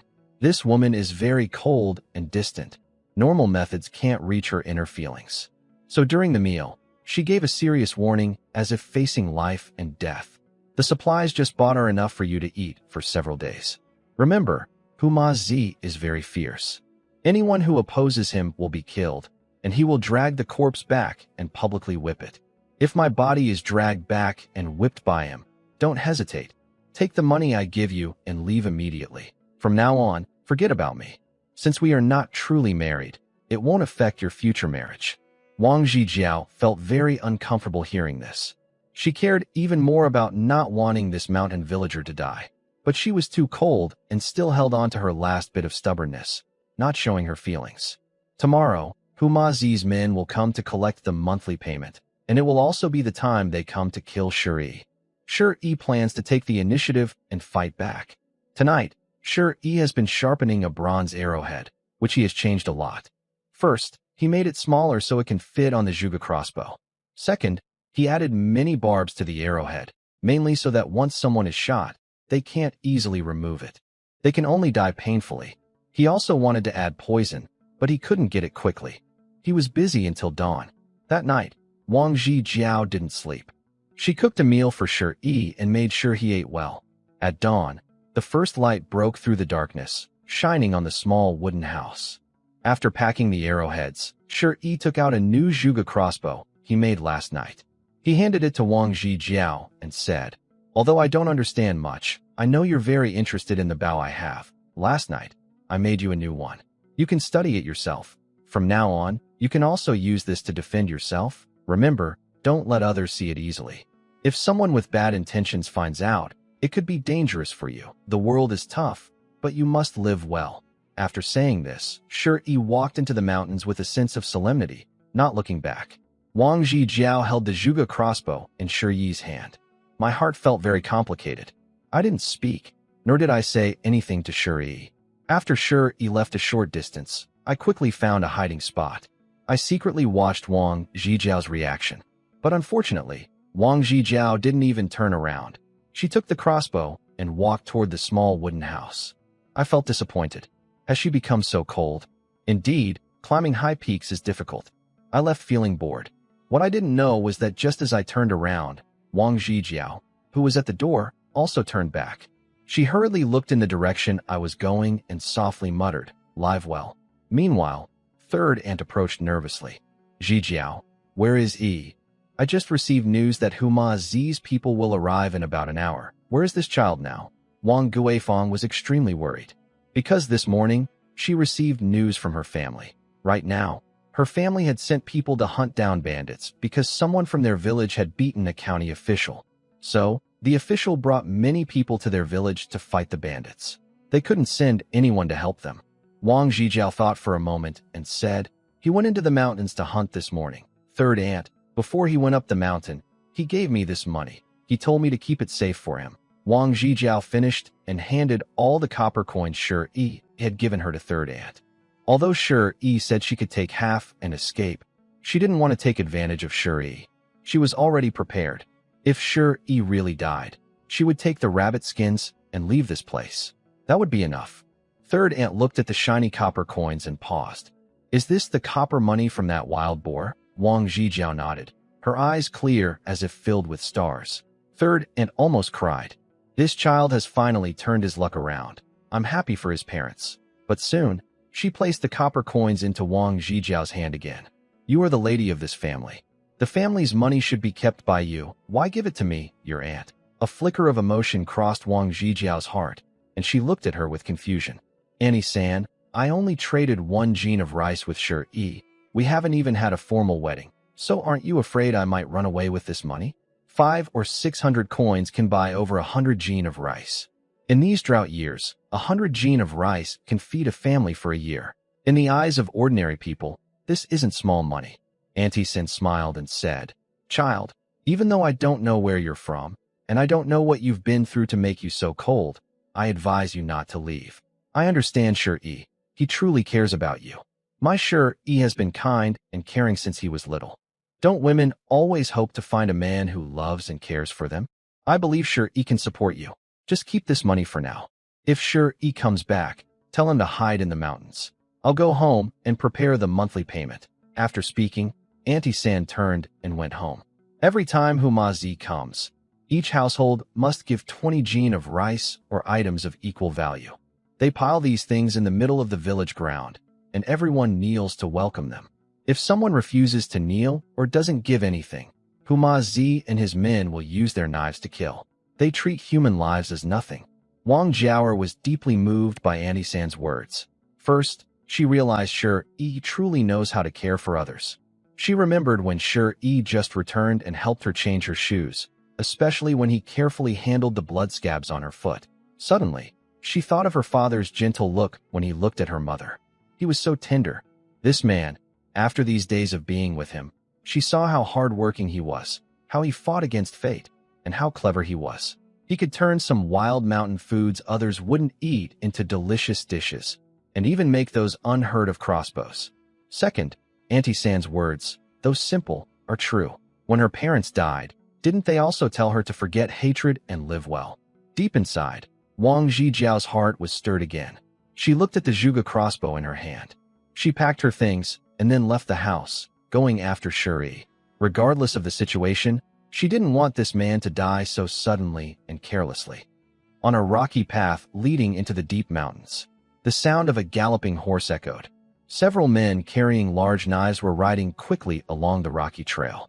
They stopped once they reached the area near Shinyu village. After jumping off their horses, they went to the side and urinated. The leader laughed roughly. Damn it, if only there were young women here for us to play with. The others also laughed loudly. Fifth brother, Shinyu village is right ahead. There are young women inside. Just take one when we get there. Isn't that enough? Exactly, just young women. On Qingyo Mountain, whichever girl we want. No one dares to refuse. They laughed arrogantly. The leader looked toward Shinyu village and shivered involuntarily. He looked at his broken fingers and felt a lingering fear. A few years ago, he came to collect a debt. He also wanted to take a young woman from Shinyu village. He planned to steal her. But suddenly, the village chief, Sherbatian, led people to resist. Those broken fingers were cut off by Sherbatian. He spat out angrily. Everyone shut up. This time, we need to be extra careful. Don't forget, the big boss also ordered us to kill Sherbatian's son. Don't let that kid kill us first. Fifth brother, we don't need to be so nervous. One man stepped forward. I admit Sherbatian is a tough guy, but his son is just a useless brat. Last time I came here, you saw how he begged and pleaded in front of me. Calling him a dog would be an insult to dogs. When the leader heard this, he looked serious, and the others quickly shut up. But soon, they burst into loud laughter. That description fits him perfectly, you're right. Calling him a dog is actually insulting dogs. Haha. Fifth brother, you scared me just now. I thought you were angry. Fifth brother, later, give me that kid. I want to cut him into pieces and listen to his screams. The fifth brother was in a very good mood after hearing this. He waved his hand. Okay, let's go. No wasting time. Then he pulled the horse's reins and mounted the horse. But just as he got on, a sharp arrow shot through the air, making a whistling sound, and pierced into his throat. The attack was sudden, catching everyone off guard. The second in command was also stunned, his face frozen, a feeling of suffocation suddenly overwhelming him. His eyes involuntarily rolled downward, and he saw a short arrow almost piercing through his neck. Gurgling sounds came from him. He quickly looked at his companion, wanting to say something, but he couldn't speak at all. Damn, second in command. Who's attacking us? Who dares to sneak attack us? Your courage is really big. We are from the Huma Z gang, and you dare to. Bang. Before he finished speaking, another sharp arrow shot out from the bushes. It firmly pierced his throat. Old Zhang, God damn it, what are you waiting for? That direction. Kill that rat hiding in the bushes. After shouting, a big man and three others, holding large knives, rushed forward. Whoosh, whoosh, whoosh. Several arrows flew out from the bushes immediately. All hit their targets accurately. Each arrow pierced into flesh. One person was extremely frightened. Who is ambushing us? Run, hurry, there must be more than one person in those bushes. In their minds, if it was just one person shooting an arrow, there would be a pause afterward. But so many arrows coming at once could only mean there were many people hiding in the bushes. So, in just a moment, these people no longer had the intention to fight. They quickly turned and ran. But more arrows followed behind them, whistling through the air. All of them fell to the ground, terrified, staring in the direction the arrows came from. The atmosphere around instantly turned deadly. Finally, Shur-E stepped out of the bushes. He was masked, with only two cold, ruthless eyes visible. He looked like a demon king from hell. The few people still alive on the ground. At first glance, there was only one person. Immediately, someone shouted at him, "You! How dare you? Do you know who we are?" Bang! Shur-E directly pulled his Juga bow and shot an arrow at the man. The arrow pierced into his head. His expression froze, and his eyes showed a hint of unwillingness. He collapsed with a loud thud. The remaining two were so scared they froze. They hurriedly crawled toward a certain place. But in Shur-Yi's mind, he saw the scene of his parents being killed by this group, and the humiliations they inflicted on him every time they visited the village. Huma Zi's men. He would kill them all without hesitation. None of them would be innocent. Everyone's hands were stained with the blood of people from the major villages on Qingyo Mountain. So he casually raised his crossbow and shot. A sharp arrow pierced into one man's back. The man also fell silent on the ground. Only one person was left. This person had been shot in the leg. He was smart enough to realize he couldn't escape. He quickly turned around, knelt on the ground, and desperately kowtowed to Shur-E. "Hero, spare my life. Let's talk nicely. Don't kill me. Please, I don't want to die. You can do anything I ask. I'll serve you like a beast or a horse." Shur-E looked at him. He remembered. Last month, when Huma Zi's men came to collect monthly payments from the village, this man was also there. At that time, he also knelt before those men. This man slapped him. Then he stepped on his head and spat a few times, humiliating him from above. In the memories of his past self, these people were like towering mountains he couldn't cross. Every time he saw them, he instinctively felt very afraid.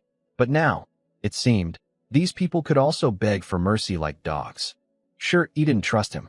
He first ignored him. Then he walked over to the others. Fearing that these people might not be truly dead, he held his Juga crossbow. One by one, he shot more arrows into them. It looked just like the Grim Reaper walking among the living, killing. Even this ruthless bandit, who killed without blinking, felt a shiver run down his spine as he watched Shur-E reload the arrows one by one.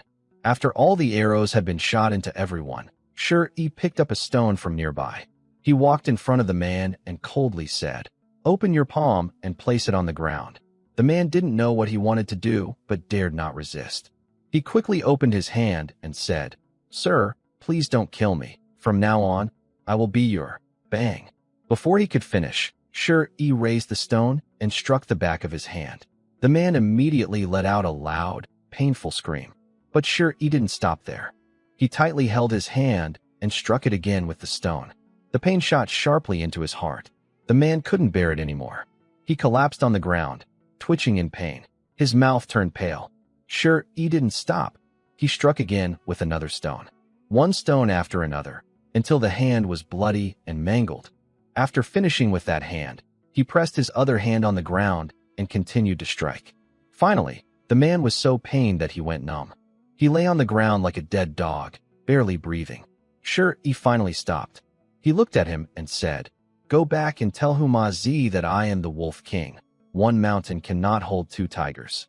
From today, his festival day is getting closer day by day." At this moment, his face showed no emotion, just like a judge from hell. The man on the ground shivered when he heard this. "Why, you really don't plan to kill me? I need a dog to go back and warn Huma Zi. So you're lucky. You can still live. Get lost." The man seemed to clutch his last hope, and, hearing this, immediately got up and ran away. Shur-E initially wanted to shift the blame onto his second uncle, but then he thought carefully. Although most people in the village were his enemies, there were still a few families who had been kind to him over the years, and they had taken care of him. If I bring this troublemaker into the area, there's no need to say much. Huma Zi will immediately lead his army to attack his village. They will kill everyone inside, including his uncle's family. He doesn't want to take that risk, so he came up with a different plan using the name of the Wolf King. After the man limped away, Do you think Shi would just go home quietly? No, he didn't. He covered his face, tidied his clothes, and rode a horse left by the bandits toward Shernyo village. About half an hour later, Shi arrived back at the village on horseback. A large group of people was waiting at the village gate, including his second uncle. When they saw the horse approaching, the second uncle quickly called out to everyone. Everyone, kneel down now. Inside the village gate is a big open space, the lowest part of the land and the center of the village. Around it are hills with hundreds of houses scattered on them.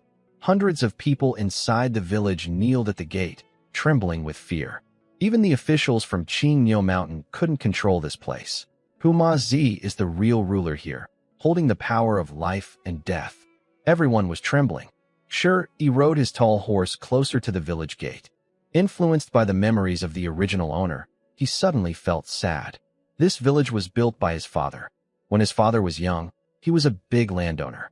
Later, he fled with his siblings to Qingnyo Mountain, losing all his wealth and building many houses here. Many residents of Shernyo village are refugees. When they arrived, his father gave them free houses to settle down. Since his father died, the villagers are afraid Huma Zi will kill them. Few dare to come near Shi, and even the village gate doesn't allow him to enter. For several years, he hasn't been able to walk into the village through the main gate openly. He has been pushed to a small wooden house on the mountain's edge. Thinking of this, his heart grew colder than ever. He looked at the hundreds of people inside the village. His fists clenched tightly. A bunch of ungrateful wolves. My father gave you houses to live in, a place to settle down. But after my parents died, you didn't even let his remains enter the village gates. None of you are good people. Shi's heart was frozen with anger. He rode his horse quickly to the village gate. Shi Zhongtian suddenly bowed deeply. Greetings, sir. This month's payments for the village have all been collected. Please count them. Shi noticed that Shi Zhongtian's voice was trembling a little while speaking. Even the usually domineering wife, Zhang Lixia, beside him, seemed nervous. Shi sat on his horse, looking down from above. Convert all the supplies into silver and give it to me. Silver? Shi Zhongtian looked up at Shi on the horse, confused. But what greeted him was a whip. A sharp crack. The whip struck his face. Immediately, Shi coldly said, "Did I tell you to talk back?" Shi Zhongtian quickly bowed and begged, "Sorry, sir. Sorry, I was wrong. Please give me some time, sir. I will go home and get the silver." After saying this, Shi Zhongtian quickly signaled to his wife, Zhang Lixia. Zhang Lixia dared not argue and hurriedly got up, taking small steps into the house. In a short while, she returned with a few silver coins. Carefully, she held them out to Shi. Here is the silver, sir. Please take it." Shi took the silver, put it into his bag, and didn't stay long, fearing he might be caught. After taking the silver, he turned his horse around and rode away. This scene left everyone in the village stunned. Until the horse disappeared down the road. Lu Zhigao cautiously looked up, confirming the person had left, then asked nervously, "Village chief, is that person one of Huma Zi's men? Why does he seem different from usual?" Hearing this, others also looked up carefully. After confirming, another person spoke up, "Yes, every time Huma Zi's men come, they always pull a cart, and there are 4 or 5 people coming. So why is only one person here this time? Not only that, why does this person refuse to take any grain? Chief, are we being tricked?" When they heard this, everyone in the village became very worried. They work hard every month to pay their dues. If a scammer comes, what will we do when the others from Huma Zi arrive? Suddenly, these worries spread among the crowd. Shi Zhongtian grew impatient listening to them. "Everyone, shut up. Think carefully with your brains. Is there anyone on Qingnyo Mountain who dares to pretend to be Huma Zi and trick the village into paying dues, unless they don't want to live anymore?" Hearing this, others seemed to think it made some sense. Huma Zi is known for being ruthless and not hesitating to kill. He considers human life worthless. If someone dares to impersonate him, that person will soon be crushed. After their chief said this, everyone felt reassured. But Zhang Lixia looked at the small wooden house on the hill with a sinister expression. "Boss, this matter feels a bit strange. Isn't there news from Huma Zi that he wants to kill Shi? Why did this person leave immediately after taking the money?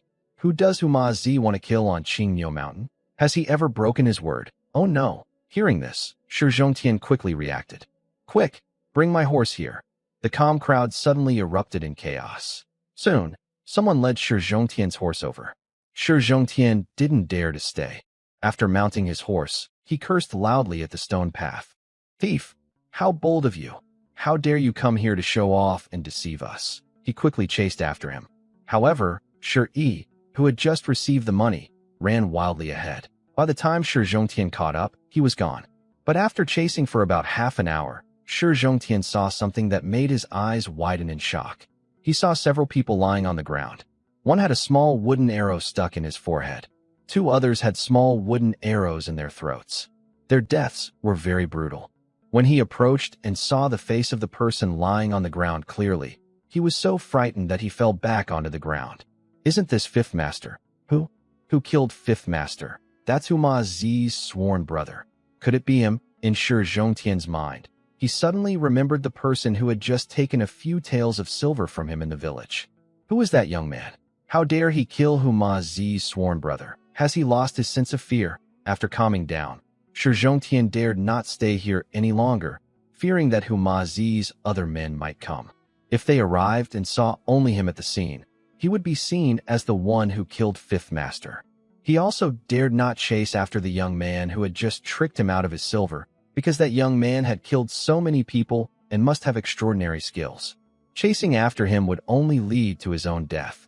So he quickly mounted his horse and returned to the village.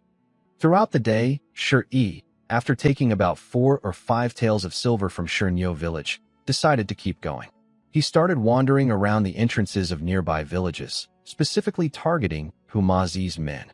It was very successful. His Zhuge crossbow was like a powerful weapon in this world, comparable to a Gatling gun from the era of cold weapons. Whenever he shot, it was sure to kill.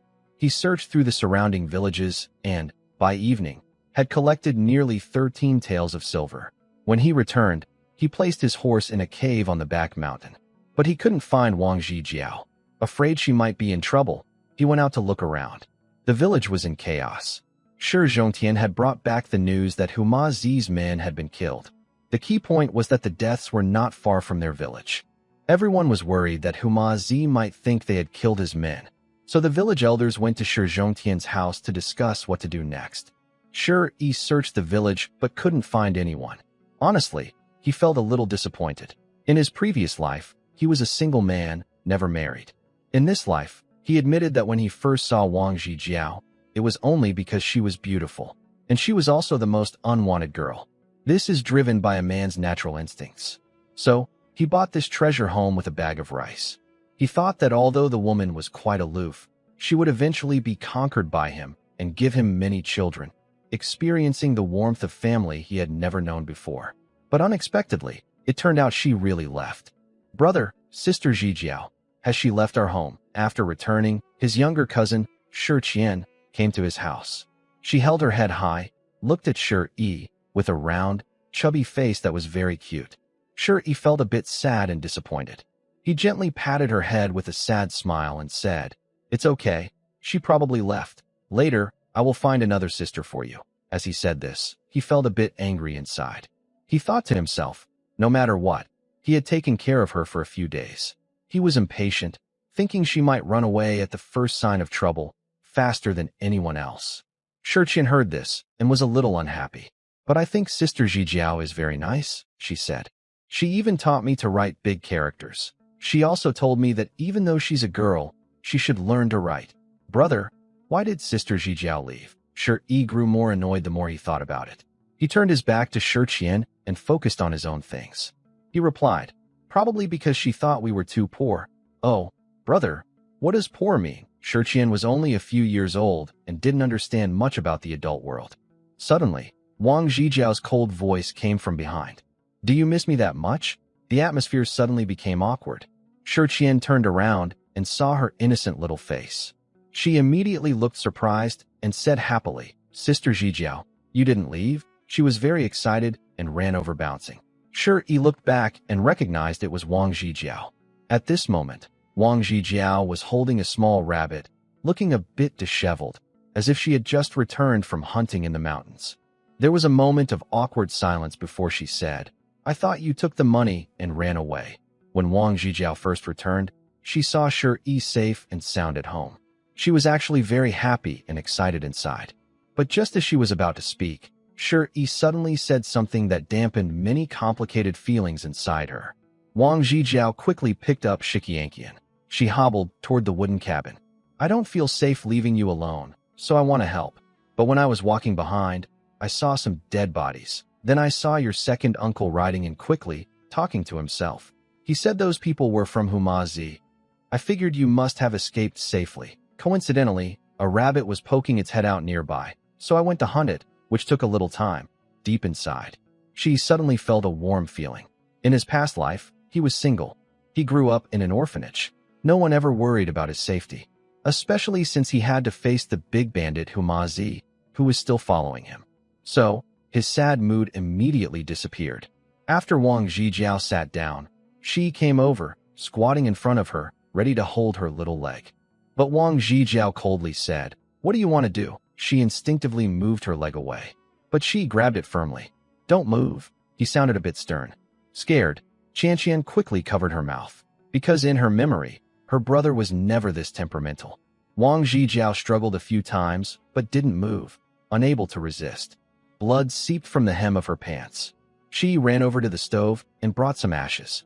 He applied it to the wound while saying, "You're so silly. You're just a weak girl. Going over there, what could you do to help me? Luckily, you arrived just as I finished the fight. What if you had gotten hurt?" After hearing this, Wang Zhijiao was initially annoyed by what she had just said. But suddenly, her heart softened. Her clear, lively eyes looked at Shi carefully, and that cold heart felt a warmth it had never known before. The icy mountain in her eyes melted a little again. Although she still looked cold, she finally looked at her little leg. This was the wound caused by a mountain stone when she was chasing the rabbit.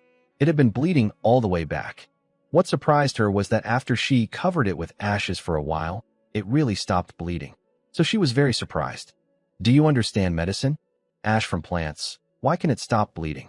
What's the medical principle?" What Stoney didn't know was that Wang Zhijiao had a natural talent and interest in medicine since she was young. However, in Great Chu, there was a strong preference for men. Men were considered the main force of the world. Even though she was from a noble family, she could only learn music, chess, calligraphy, and painting. So her parents didn't let her get involved in other things. But she secretly learned a lot on her own. Stoney carefully helped her treat her wound. Ash from plants is alkaline. Alkaline substances can stop bleeding quickly, but there is a risk of infection. Alkaline and infection. Wang Zhijiao couldn't understand these modern words. She thought Stoney was strange. During the few days she stayed in the village, she met some villagers and learned about Stoney from their words. But when she actually spent time with him, she found he was not as foolish as people said. On the contrary, he was very wise, with a kind of wisdom that most men don't have. Especially today, when she went to catch a small rabbit and used a bow, she felt the power of the bow and realized how strong it was. Stoney carefully made a small scar on her. What made Wang Zhijiao feel even warmer was that Stoney also helped her fix her pants and shoes and washed his hands nearby. When he came back, he said, "I can't explain everything to you all at once. I'll tell you more slowly in the future. Come on, open your mouth." At first, Wang Zhijiao felt very uncomfortable, especially when Stoney put his finger in her mouth. She wanted to scold him and get rid of him because, since she was young, no one had ever dared to behave so intimately with her. But this time, she somehow opened her mouth without resistance. She was even surprised herself. Stoney pressed her tongue with his finger and looked inside. Much better now. You've been coughing a lot these days. Keep drinking the herbal water, and you'll be fine in a few days." She wanted to say she was too thin and needed to gain some weight. But when she looked down from that angle, she saw the powerful, surging waves. The lush branches and ripe fruits gave her a very vivid impression. This sentence was swallowed hard along with the saliva. Wang Zhijiao didn't think much about it. She looked at him and asked, "Do you know a lot about medicine?" Shuri replied, "Just some basic knowledge." "Basic knowledge? What do you mean?" Shuri felt a bit overwhelmed, but looked at Wang Zhijiao's eager expression. He also sensed that beneath her icy exterior, she had a shy and innocent charm. He guessed to himself that Wang Zhijiao's coldness wasn't her original personality.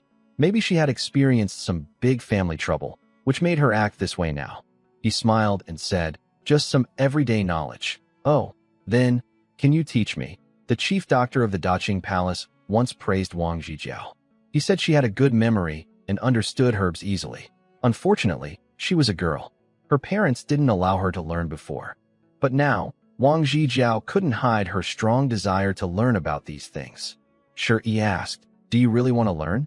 "Yes." Wang Zhijiao's eyes shone with eagerness. Shi thought for a moment and said, "All right, starting today, I will teach you." "Great, I'll go cook," Wang Zhijiao said, getting up. But Shi held her shoulder to stop her. "You rest, I'll do the cooking." He patted the little head of Shi Qianqian, who looked a bit silly. "Big brother will make rabbit meat for you." When Shi Qianqian heard there would be meat, she drooled happily. "Really, big brother?" Shuri ruffled her hair and said, "From today on, our family will eat meat every meal." After saying that, he felt very happy and went to the kitchen. However, not long after he started cooking, Wang Zhijiao still couldn't sit still. She took a hoe and went to the vegetable garden. Shi Qianqian happily followed behind her. Wang Zhijiao dug the ground, and Shi Qianqian helped pick out stones from the soil. While picking, she said, "Mother said we should pick out all the stones so the vegetables will grow better." Everything was peaceful and happy. Later, the third ant also came back. Seeing Shi, she was very worried. She kept talking anxiously, but her worries showed her care and concern as an elder. Shi felt warm inside, but he also knew the danger hadn't gone away. As long as the bandit hideout in Humazi wasn't destroyed, there would be trouble. He is in danger every day. These days, he either goes hunting in the mountains or finds a random spot near his home to sleep. In his past life, he was single, but he was not the type to stare at women on the street. Men naturally like beautiful women. But what's abnormal is when some men behave in a creepy way. Sure, he would never do that. On the contrary, he has traditional values. He believes that he and Wang Zhijiao are not officially married. Although he bought Wang Zhijiao, she still has her dignity. So, Wang Zhijiao sleeps inside the house, and he doesn't easily go through that door. At night, everything is quiet. Sure, he lies outside the wooden house, under the stars and moonlight. He is thinking about pressing tea seed oil. He already has 13 taels of silver, enough to hire someone to set up a workshop. But he cannot reveal this wealth. If the villagers find out he suddenly has money to hire someone, some jealous people might spread rumors. Even if the silver didn't come from him stealing from other villages or pretending to be a local, people might say he has a shady background. Likewise, Humazi would come looking for trouble. He already has enemies and plans to kill him. Now he's developing his strength right under his nose. Can he tolerate that? He must hide and build his power. Once he's strong enough, he will face Humazi directly. He must avenge those grudges. Sure, can we both survive? While lying at the door, lost in thought, Wang Zhijiao's voice comes from the other side of the door, full of frustration about the future. Sure, snaps back to reality, turns his head to look at the small wooden door, and then firmly says, "Anyone who tries to stop me from living, I will make them die. I don't know how long I can live, but I am sure that anyone who tries to kill me will die before I do. Don't worry, I will protect you." Inside the house, Wang Zhijiao is actually lying right by the door, resting on straw, her voice like a faint mosquito. Is that so? Her mind is empty, and she doesn't say more. Under the starry night, she remains awake. After a whole night passes, Shi Zhongtian keeps thinking and feels uneasy. He believes that if he doesn't take the initiative to clarify things with Humazi, he might really be suspected. So, after some discussion, they decided to act quickly. They took the villagers and some supplies on donkey carts and went to Humazi to explain that this matter had nothing to do with them. Meanwhile, Shi received news. Humazi was furious and organized a large group of bandits to search the mountains and the village for the person called Wolf King. Once they found the Wolf King, they would not rest until they caught him. Because of his loud actions, the Wolf King became famous throughout Qingnyo Mountain. On the other side, Shi started his plan to produce rapeseed oil. First, he and Wang Hong Tao found a cave on the back mountain. The cave was at the edge of a deep mountain, rarely visited. Shi and Wang Hong Tao had discovered this place when they were children. He planned to use it as a base for making tea seed oil. Inside the cave, Wang Zhijiao and Wang Hong Tao were present. During half an hour, Wang Hong Tao kept touching Shi Yi's head, thinking, "Is my brother really possessed or something?" He couldn't believe that tea seeds could be used to make cooking oil. He'd never heard of it before. It all seemed a bit strange. Wang Zhijiao, who was from the capital and knew a lot, also found it hard to believe when she heard Shi Yi's idea. But she didn't comment because Shi Yi was full of strange ideas. After a while, Wang Hongtao thought, my brother's nonsense is so crazy that even the old gods would be surprised. He couldn't stand it anymore and stood up, saying, Brother E, even if you're joking, how do we make that tea seed oil you mentioned? How much oil can we produce in a day with just a few of us? Shi Yi replied, it's not just us. We need to find more people. Who should we find? Wang Hongtao asked. With most of the villagers like this, Hongtao, Shi Yi interrupted, you tell me, during a drought, who suffers the most? The people who die from hunger, Wang Zhijiao said. Her words made the atmosphere inside the cave turn quiet because it was the harsh truth. Wang Hongtao nodded and said, sister-in-law is right. The ones who die from hunger are the most. Brother E, what are you trying to say? Stony thought for a moment and took out about 10 silver ingots from his underwear, placing them on a nearby rock. When the two saw the silver ingots, they were stunned. Wang Hongtao thought he was seeing things and slapped himself hard. After confirming he hadn't made a mistake, he looked at Stone E with excitement and asked, Brother E, where did you get this silver? Wang Zhijiao also looked at Stone E with curiosity. Stone E didn't tell the full truth. I found it on the road yesterday. Really? Wang Hongtao's heart was pounding. Wang Zhijiao seemed to sense something but didn't speak. Stone E nodded and said, that's not the important part. What matters is that I now have silver in my hands. Hongtao, from today on, we will go along the road looking for those who are about to starve, especially those who are homeless because of Huma Zi. Wang Hongtao suddenly understood what was happening. His body started to shake slightly. Brother E, you don't mean to fight Huma Zi, do you? Stone E replied, that's not your concern. Just do as I say. Also, don't let anyone know about what's inside this cave. From this moment on, I will slowly take back what's mine. I want to avenge my parents' deep hatred, bit by bit. After speaking, Stone E looked out beyond the cave at the lush green scenery, showing an unwavering determination. Wang Zhijiao, standing nearby, felt her heart tremble after sensing Stone Yi's strong resolve. Because she also carried a deep grudge, she could empathize with the anger in Stone Yi's heart and his tragic resolve to fight back against fate with his life. Wang Hongtao, though a simple villager, understood what Stone Yi was saying. After discussing for a long time, Wang Hongtao left the cave. Although he doubted what Stone Yi was planning at this moment, he thought, if Brother Yi can really succeed, then maybe we can stand tall from now on. His passion was ignited. After he left, Wang Zhijiao, who had been silent, looked into the distance with her clear eyes filled with complex emotions. After a long while, she softly asked, are you hurt? Wang Zhijiao is a very clever person.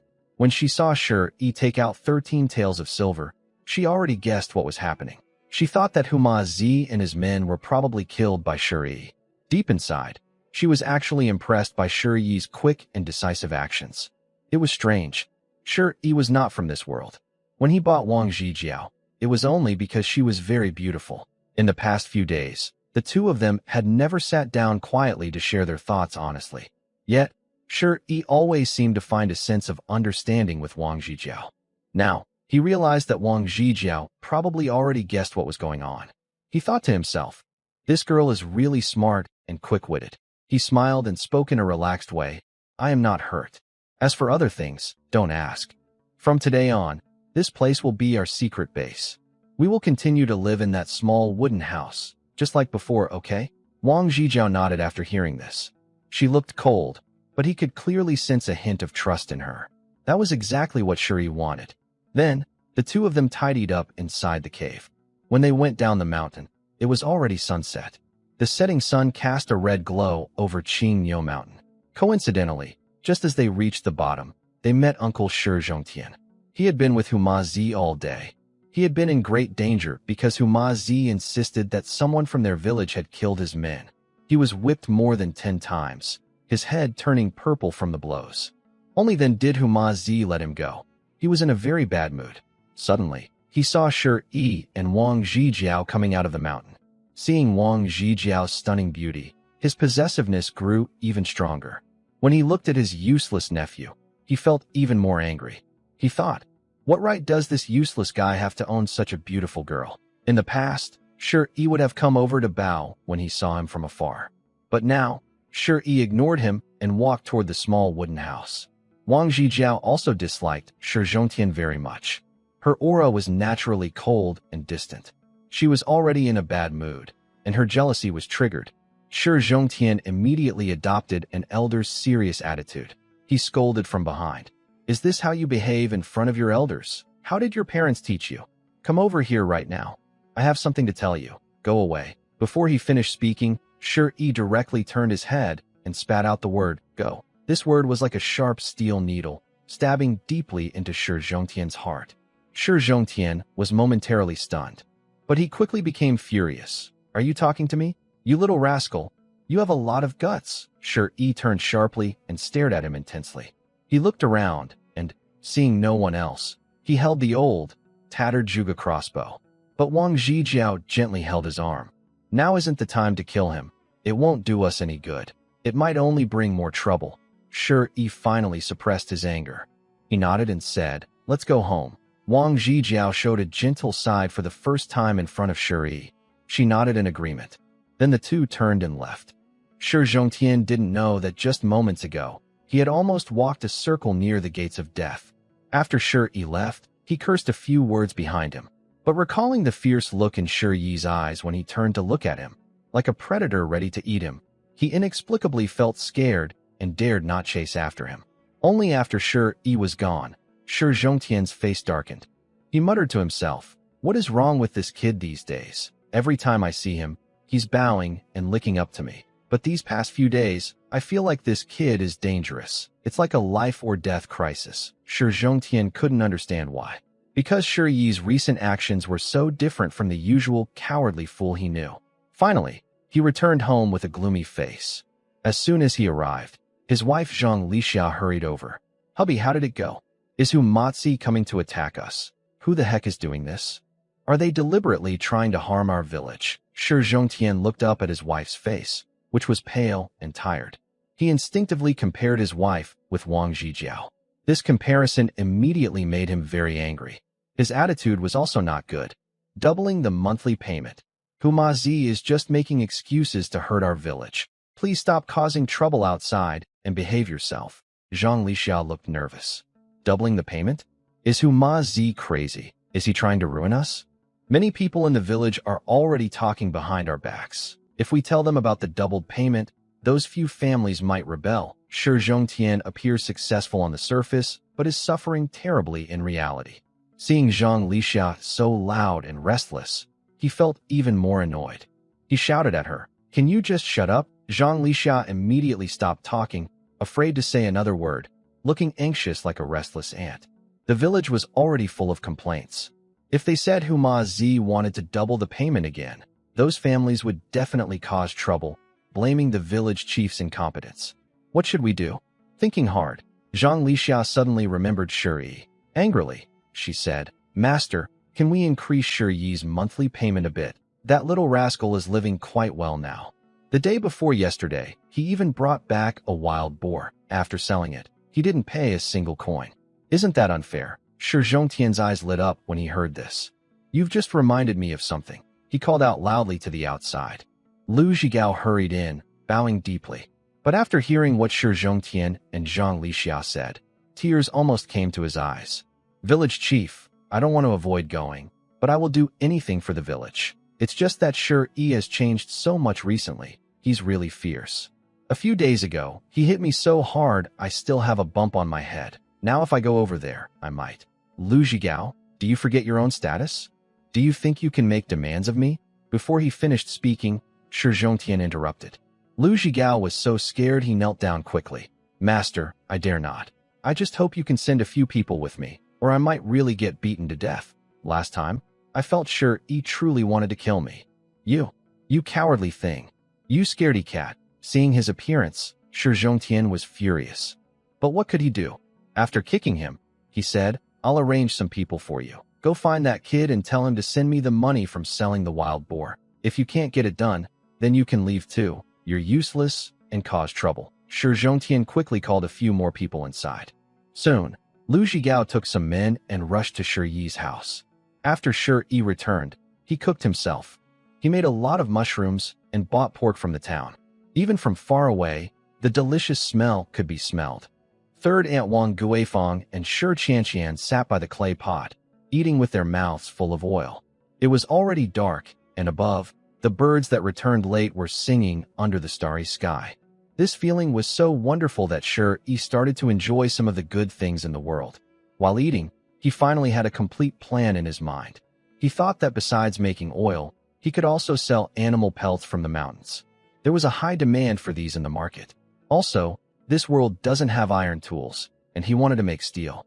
In the past few days in the mountains, he found iron ore, and it was very abundant. But this world doesn't know how to refine it, nor does it have the fuel needed to reach the melting point of iron. So, he still needed to solve the fuel problem. Coal hadn't been used by the people here either. So, he suddenly felt that he had great potential in this world. But no matter what he wanted to do, the first thing was to have his own armed force. In this world, if you have no weapons, even if you make a lot of money, you might end up dead. You're just a piece of meat in others' eyes. So, he needed to form a team of loyal fighters for himself. But building such a team also required money. Right now, the most urgent thing was to earn silver. While eating, suddenly, the third ant shouted in a certain direction. "Get out here, you sneaky thing. Hiding on the side like a thief. Do you think I can't see you?" Shi Yi and Wang Zhijiao looked confused at Wang Guifang. Soon, they saw Lu Zhigao and a few others from the village. They came out from the bushes with a look of hardship. "Auntie-san, you're here. I am your mother. Kneel all the way down for me." Wang Guifang had a very fiery temper and shouted at a few people. Hearing this, Lu Zhigao and the others quickly knelt on the ground. Shi Yi was about to say something. Wang Guifang put down her bowl and rushed in front of them. She slapped each of them across the face. The blows made their heads spin and their minds go blank. After a while, Lu Zhigao and the others ran away, crying out loudly, beaten and kicked by Wang Guifang. Wang Guifang cursed loudly behind them. "Go back and tell old mother that Shi Zhongtian and his wife. If they dare to come here again, I'll pull out their hair. This dog of a man just can't stand seeing his nephew live a good life. Keeps coming to bother us. He's really no good." After they ran off, she sat back down heavily. "Here, don't worry. Annie has thought it through. I won't tolerate your second uncle anymore. At worst, our family will move to town. Your third uncle will find a way to get you into Song Wenyuan's house, and life will be. Andy, I'm not interested in being anyone's servant," Shi Yi interrupted. "Not a servant?" Wang Guifang paused, then quickly smiled and said, "Then let your third uncle teach you martial arts. All right, Annie, don't worry about my future," Shi Yi said warmly. "I've said before, from now on, our family will eat more meat and live with dignity." Then Shi Yi explained clearly what he wanted to do, including asking his third uncle to come back and help. He saw with his own eyes last time that although his third uncle was a bodyguard, he was actually being used like a dog by the butler. It made him uncomfortable. Wang Guifang was stunned, her mouth opening wide. She kept slapping her own face for an hour or two. The feeling of not recognizing Shi Yi came over her again. She even wanted to interrupt him several times, scold him, and ask who he really was. But on the other hand, she suddenly felt hopeful again. She thought that maybe, just maybe, this family could really change dramatically. "Brother Gao, are you crying? Why do I feel like you're shedding tears?" A small stream formed by mountain spring water runs through the entire village. It is also the main source of drinking water for the villagers. Under the starry sky, the silver moon reflects on the rippling water, looking very cold and clear. Near the waterway, Lu Zhigao and others, who had been slapped countless times by Wang Guifang, seem to have just escaped a life-threatening situation and are now hiding by the stream. Lu Zhigao looks at the water like night, recalling the moment Wang Guifang slapped him. He feels very sad and can't control his emotions, tears welling up in his eyes. Despite this, he still stubbornly stares at the small wooden house in the distance. After a long while, he wipes his tears and asks the person who just spoke, "Old Four, is my face swollen again?" The person called Old Four steps closer and looks at him. "Yes, it's quite swollen. Damn it, Wang Guifang is such a mean woman. Why is her hand so heavy? That slap just now almost dislocated my jaw." Exactly, people from Wangjia village are really not to be messed with. Even their women are rough and tough. Another person touches his face, looking very annoyed. Lu Zhigao's gaze toward the small wooden house becomes even colder. Shi, that beast. I will kill him sooner or later, that bastard. Without Wang Guifang, he's nothing. Suddenly, just as he finished speaking, a shadow rushes out from behind. It kicks him into the waterway. Then, the shadow jumps into the stream, pressing his head down. Everyone is stunned. The incident happened so suddenly that the others didn't react right away, leaving them momentarily blank. After Old Four reacts, he quickly points at him from afar. Shi, what are you trying to do? Stop it. Yes, the person rushing over is Shi. He didn't hit Lu Zhigao just now, but he was so angry that he came looking for him in the village. He just happened to hear Lu Zhigao insulting him as a bastard. There's no need to be polite about it. He likes Lu Zhigao's rebellious attitude. The others also prepare to rush over to help. But Shi, standing in the middle of the waterway, holds Lu Zhigao's head down with one hand. Suddenly, he turned around quickly and pointed at them. Whoever comes closer, I will kill them. Get lost. For some reason, their appearance stunned the others. One person spoke up. Brother Gao always says that Shi has become a mad dog. It seems to be true. Old Fourth, let's not get involved in this. This is a feud between their master and servant. The person called Old Fourth calmed down. After all, it had nothing to do with him. He and Lu Zhigao are not brothers. After saying this, they quickly turned and ran away. After scolding the others to leave, Shi started pressing Lu Zhigao's head with both hands. Lu Zhigao was desperately resisting, full of a desire to survive. Shi's eyes were bloodshot. For a moment, he really wanted to kill this guy, but his reason told him he couldn't kill the dog now. It would cause trouble and alert others. So, finally, he grabbed his hair and pulled his head up. Ugh, Lu Zhigao finally could breathe. He was being grabbed like a drowning dog, trembling with fear inside. Shi, did you just want to kill me? Smack. Shi slapped him back and coldly said, Call me young master. Young master. Lu Zhigao was trembling all over, even his pores showing his fear of Shi. He shouted loudly, Let me go? Sorry, from today on, I promise I won't appear in front of you again. You know, I am just your second uncle's dog. Everything I do, my second uncle forced me to do. Shi ignored him. He dragged him ashore. This guy was quite sensible and quickly knelt down. But Shi grabbed his hair and swung his leg bones a few times. Then he hit his face hard, detail by detail. Lu Zhigao was stunned. His face, swollen from Wang Guifang's slap, was about to be slapped again. He howled in pain, like a wolf, as if standing in the dark hell with no light.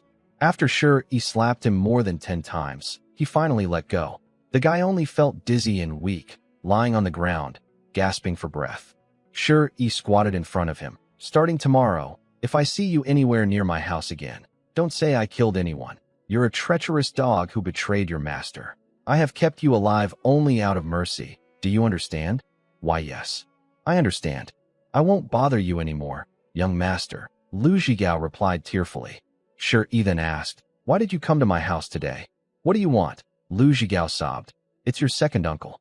He was cheated at Humazi's place. Then Humazi asked our village to pay extra monthly because he found out about the wild boar you hunted. So he wants you to give him the money, this scoundrel. After hearing this, Shi frowned and looked toward a large house in the distance. This house was built by his father. It was the biggest house in the village, with 9 rooms, and had always been occupied by Shi Zhongtian. After staring at it for a long time, Shi muttered, Just wait. I won't let you live much longer. After saying this, Shi left. Lu Zhigao's hair stood on end. Only after Shi was gone did he realize what had happened. He struggled to sit up, looking at Shi's distant figure. He swallowed hard and thought, This little brat. Does he want revenge on his second uncle? For a moment, he trembled with fear. One night later, Wang Hongtao moved very quickly. Nowadays, outside, many people were starving or begging. Some places even started to eat human flesh. When people are starving to the limit, they will eat anything they can find. No matter their past status, they will abandon all dignity and be at your mercy if they have food. So, yesterday he carried some biscuits and just wandered around the town. Soon, he brought back over 20 people. In the following days, Shi and his group stayed mostly in that cave. They cut down large trees, and dozens of people worked together. Wang Zhijiao, along with 2 girls, spent every day gathering tea seeds in the mountains. After a few days, inside the cave, everyone gathered around the tools Shi had directed them to make. Everyone was very nervous. Tea seed cakes were tightly wrapped in straw. At one end, a sturdy man grabbed a wooden beam hanging by a rope. He shouted loudly and charged forward. Bang! The wood hit the tea seed cake. Soon, the tea seed cake wrapped in straw released tea seed oil. Oil. Really oil. Tea seeds can produce oil. Oh heavens, thank you for your blessing. We did it. At the moment the tea seed oil appeared, an old man with white hair ran forward. He pointed at the tea seed oil with his finger. After tasting it, tears streamed down his face. He knelt on the ground, worshipping the sky. In feudal society, life was very hard. People's lives were considered insignificant. But everyone had a strong desire to survive. So they often prayed to the heavens. Wang Zhijiao also stepped forward and tasted the oil flowing out. She looked at Shi with great shock. Her body was trembling. She was from the capital city and had broad knowledge. She knew how much change this tea seed oil could bring to the entire Dechu. In Dechu, from the emperor's palace to officials and common people, everyone's cooking oil was pig fat. Now, in Dechu markets, the price of fatty pork was 35 coins per gene. 1 gene of pork could produce about half a gene of pig fat. So, the cost of 1 gene of pork was about 70 coins. 1 gene of rice cost only 5 coins. 70 coins was equivalent to 14 gene of rice. Pork had become a luxury for ordinary families. Most families could buy a gene of pork and eat it for several months. They only boiled vegetables in water for soup, then added a little pig fat with chopsticks. Because it was so expensive, no one dared to waste it. And this tea seed was everywhere in the mountains and fields. The raw material cost was almost negligible. Only labor needed to be calculated. This girl came from a large family in Dechu's capital. Because she was a woman, she couldn't go out and show herself. So she often managed the family accounts. She was very familiar with the market business. Thinking about the potential market for this tea seed oil, she felt a shiver down her spine. After a long while, she looked at Shi. How much do you plan to sell this tea seed oil for? Wang Hongtao and others also held their breath, looking at Shi. Shi stood among the crowd, looking at the tea cake wrapped in straw, with drops of tea seed oil. He felt very hopeful. It was as if he saw the silver in this world, falling heavily toward him. He said, "You should have calculated the cost." Wang Zhijiao nodded. Including labor, about 2 coins per gene of oil. 2 coins. Even pork now sells for over 30 coins per gene. This oil's cost is surprisingly low. Inside the cave, everyone suddenly burst into excitement, full of joy. Shi raised his hand to quiet the others. The cave became silent. Everyone looked at him eagerly. Shi stood on a stone and said, "Dear villagers, do you want to eat meat every day and never go hungry again?" When they heard, "never go hungry," their faces turned red with hope. Wang Hongtao said, "The government doesn't care about us. None of us want to starve." "Yes, young Master Shi, we don't want to go hungry." Suddenly, everyone became very excited. Shi was among them, acting like a leader from his world. He raised his arm and shouted, "Kings, princes, and generals, who dares to challenge us?" He kept repeating a phrase, "From today, we work together, eat well, and survive together." The people below listened, their energy like they had been injected with chicken blood. In these times, whoever can give a good meal will gain loyal followers. Because it's a life-saving kindness. Everyone was shouting along with Shi, demanding to eat well and live. He became their hero, and everyone looked at him with hope. Their eyes were red with excitement. Wang Zhijiao quietly watched all this from the side. She didn't say much, but gradually, she felt a special charm from Shi. In her mind, she thought of the noble sons from the great families in the capital of Dechu. They were all very talented. But at this moment, in Wang Zhijiao's eyes, none of them matched Shi. She became more curious about him. First, he made that strange crossbow. Not long after, this man used tea seeds to extract oil again. Who hadn't heard of such things? Who wasn't about to change the world? Behind them, Shi told them many things. First, our production base must never be known to outsiders. If it gets out, we could all be in great danger. Because the benefits are too big. Everyone here understands this clearly. They are all on the brink of starvation, and Shi has pulled them back from death. So, Everyone sees Shur-E as their greatest benefactor. Second, Shuri selected a few young people. They are preparing to form a daring crossbow team. Until now, Wang Zhijiao, who had been quietly listening, suddenly felt Shur-Yi's big ambitions. It turns out this man is not content just to survive. Her heart inexplicably became excited. It was like finding a faint glimmer of hope in a dark night of hatred. Although very weak, she was extremely excited. Half an hour later, Shur-Yi's motivational speech ended. Inside the cave, dozens of people started working on production enthusiastically. Shur-Yi called Wang Hongtao outside and told him a lot. The main idea was, I've given you the method to make crossbows. You are a carpenter, so from today, you don't need to do anything else. Just focus on making crossbows for me. Do it quickly, because once our tea seed oil sells well, people will definitely come looking for trouble. We must have our own armed forces to protect ourselves. Shur-Yi had already discussed this with Wang Hongtao long ago. So Wang Hongtao patted his chest and said there was no problem. After that, Wang Hongtao didn't dare delay and hurried off to do his work. After he left, Wang Zhijiao approached and said, "Don't sell it at the market yet." Shur-Yi's eyes lit up, and he looked at her. "Why?" Wang Zhijiao said, "There are several wealthy families in town with complicated relationships. They all have connections with the local officials. If they find out about this oil, they will definitely come to kill to keep it quiet and steal our formula. So, who do you think I should sell it to first? I can't just not sell it. I need to make money to support you," Shur-Yi said with a smile. In the past, Wang Zhijiao might have been a bit resistant. But unexpectedly, at this moment, when Shur-Yi said this, a warm feeling rose in her heart.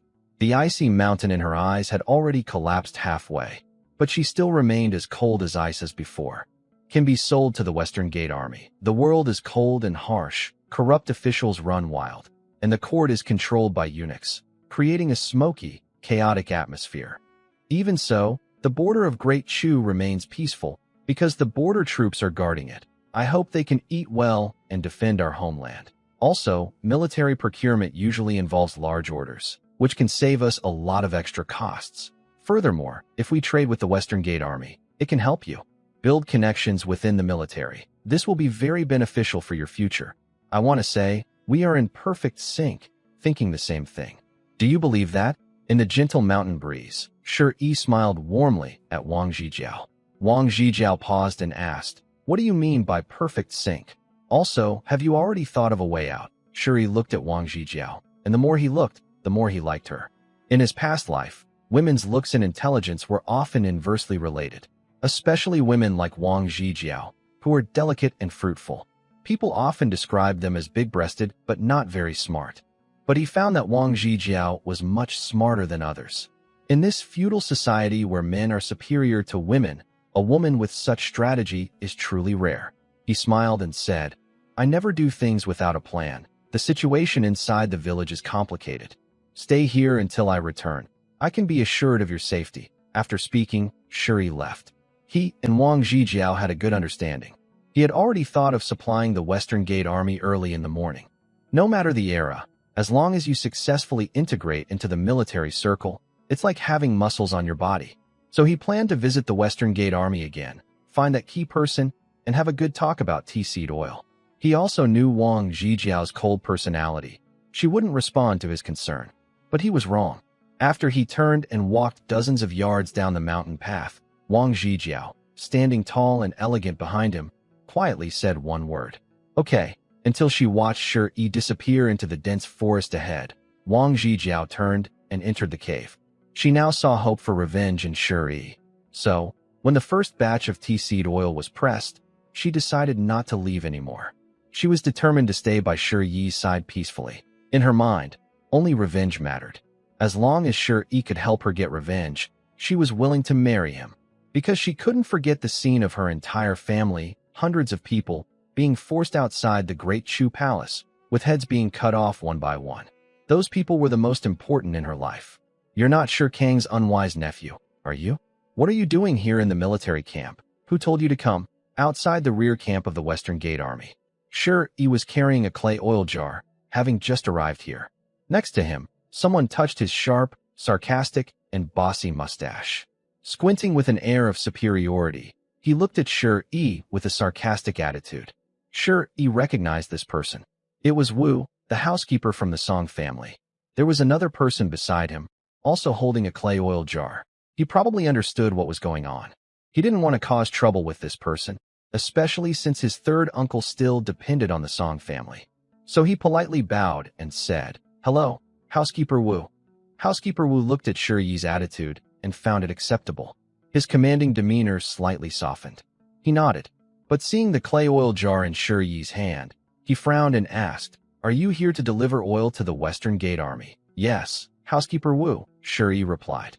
Housekeeper Wu smiled. "You're also in the grain and oil business?" "Yes," Shi Yi answered. Wu couldn't hold back his laughter. He burst out laughing. "Boy, do you even know what you're talking about? All the grain, oil, and cloth in Western Town are controlled by 4 families. Our Song family's leather and oil, the Zhou family's rice shop, the Zhang family's horses, the Lu family's cloth. For so many years, anyone who dared to compete with these 4 families in business. Housekeeper Wu, I only run a small shop. I can't compare to your 4 big families. I just want to earn a living under your noses," Shi Yi politely interrupted. "Good that you know your place." Wu was displeased. His condescending attitude flared up again, reaching its peak. In his eyes, Shi Yi was just an insignificant stray dog, utterly unremarkable. Just one glance at him was a blessing for Shi Yi, a result of his ancestors' good deeds. Just as Wu was about to say more, the person from the campfire team he saw last time stepped out. He spoke up and said, "Housekeeper Wu, bring your things in so I can see them." Housekeeper Wu looked down on Shi Yi, but in front of the military officer, he was like an obedient dog. That confident attitude from before quickly changed into a flattering smile. He took small steps and hurried over to the officer. "Sir, have you been well these days?" The officer slightly frowned, probably not liking him. But he still replied politely, "Go inside, don't waste time. Now, the supplies are running low, so don't waste time." Housekeeper Wu quickly responded. But then, the officer suddenly looked at Shi Yi. He stared for a moment. He suddenly remembered the clever young man who once brought wild boar meat. He smiled and said, "Young man, why are you here?" Hearing this, Housekeeper Wu's eyes nearly popped out. He thought, how does this young man know the officer from the Western Gate Army? The officer seemed very familiar with him. Wu was afraid to speak, feeling nervous and trembling. He just couldn't understand.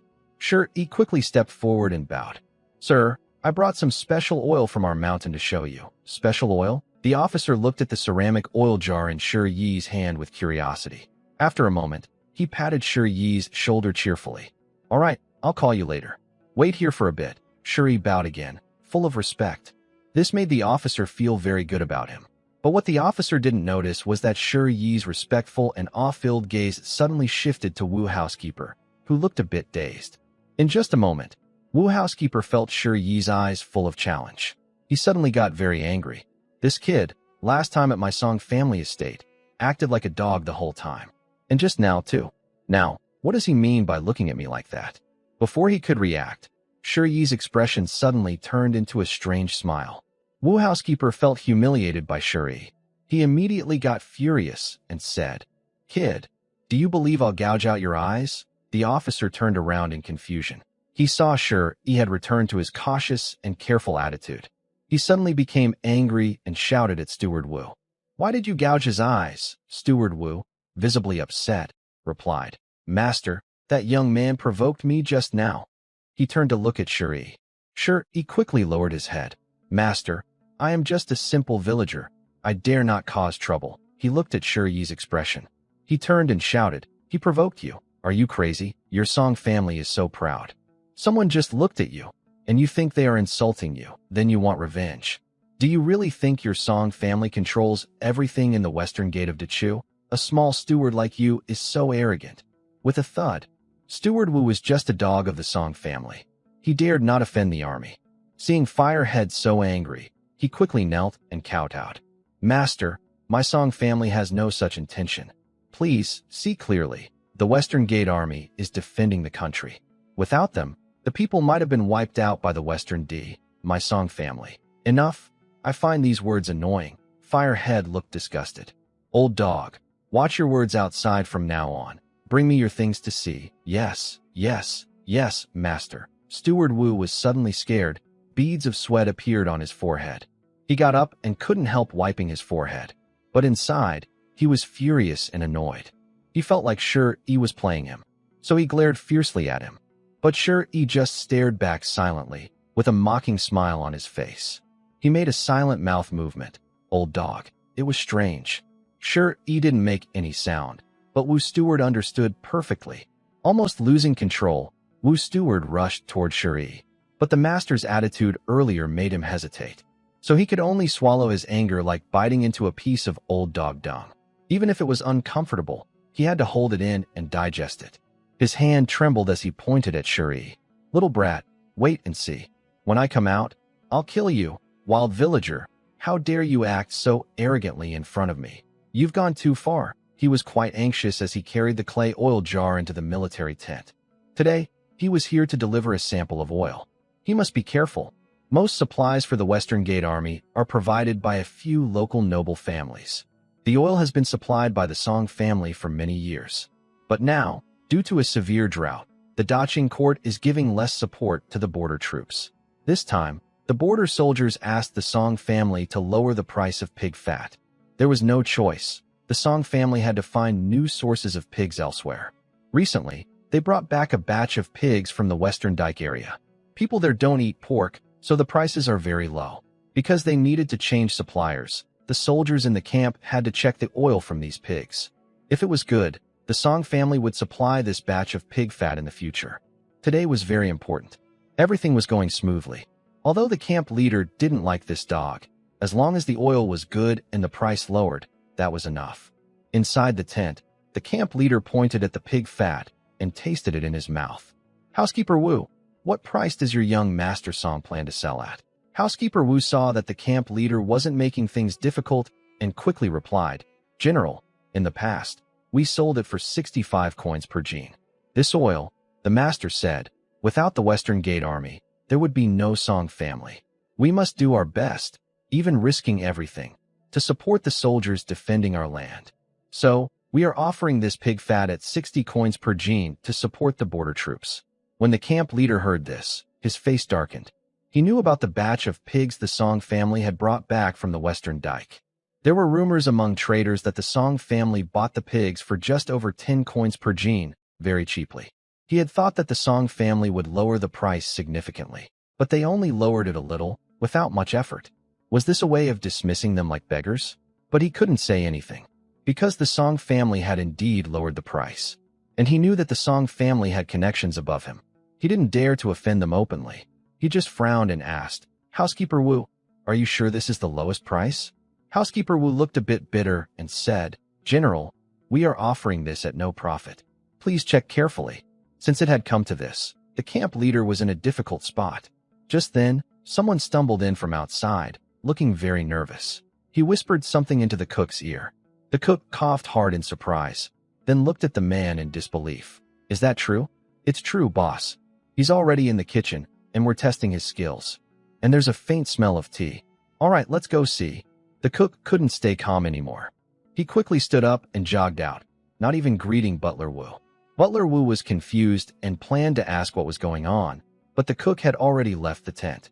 A servant, looking uneasy, asked, Butler Wu, are the Western tribes attacking? Why did the cook suddenly get so nervous? How should I know? Butler Wu muttered, feeling uneasy himself. The servant didn't dare to speak again. Butler Wu murmured, could it be that some family in the city is trying to take our deal? He began to feel anxious. In the kitchen, Shi was standing in front of a large pot, stirring with a spatula. The clay pot sizzled with fragrant oil, giving off a refreshing tea-like aroma that lifted everyone's spirits. When the cook arrived, several dishes were already on the table. A few soldiers from the cooking unit were tasting them, praising them nonstop. Earlier, at the entrance, Shi had guessed why Butler Wu had come. So, after they entered the tent, he quickly slipped a few coins to the guards and went straight into the kitchen to cook. After tasting the food, everyone was amazed by the fresh aroma. Someone asked, what kind of oil is this? Shi replied, tea seed oil. Tea seed oil? Yes. How is it made? Sorry, it's a family secret. Oh, and what's the price? 10 coins. 10 coins. Everyone was stunned. Feeding 200,000 soldiers was already a huge expense. The royal support from Great Chu was getting smaller each day. The higher-ups had been pressuring the kitchen to cut costs. That was why the cook had been looking for every possible way to save money. However, the pig fat sent by Officer Song was slightly cheaper by 5 coins per gene, but what use could it have? Right now, this new tea seed oil was only selling for 10 coins per gene. This greatly reduced the military's expenses. So, the people here hurriedly went to find the firehead. When the firehead arrived here, he looked at Shur-e nervously and asked, "Little brother, are you sure it's only 10 coins?" "Yes, sir. I'm sure." Shuri nodded and bowed to him. Western Gate Army, defending the country. Protecting the country is everyone's duty. Although I can't go to the battlefield, I can serve the country in other ways. So, I am not earning a single coin from the Western Gate Army. It's purely voluntary work. The firehead was excited and asked, "Are you sure this oil can replace pig fat and be edible?" Shuri made a gesture inviting him to try a dish nearby. "Sir, you'll know after trying it." The firehead didn't dare to delay. He quickly took a bite of the stir-fried greens and put it in his mouth. In an instant, a burst of tea aroma filled his nose. Then it exploded in his mouth, making him feel refreshed and alert. This flavor was completely different from pig fat. Suddenly, the firehead's mood became excited. He carefully tasted again and confirmed, "Is it really only 10 coins per gene?" "Sir, I told you. Defending the country is everyone's duty. Supplying the army and making a profit? That's like inviting disaster. Lightning striking the ancestral grave on a thunderous day." Shur-e looked determined. Those who didn't know might think he was about to grab a sword and rush to the battlefield to fight the Western dwarfs. Such loyalty and patriotism. The firehead and others were so moved they almost cried, because this would greatly ease the pressure on the kitchen. The firehead quickly asked, "How much can you supply each day?" "You should know.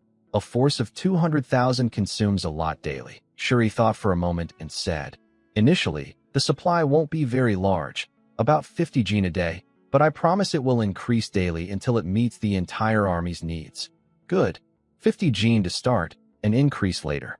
Be quick. My 200,000 soldiers need at least 2,000 gene of oil daily." The firehead was in a good mood and spoke little by little.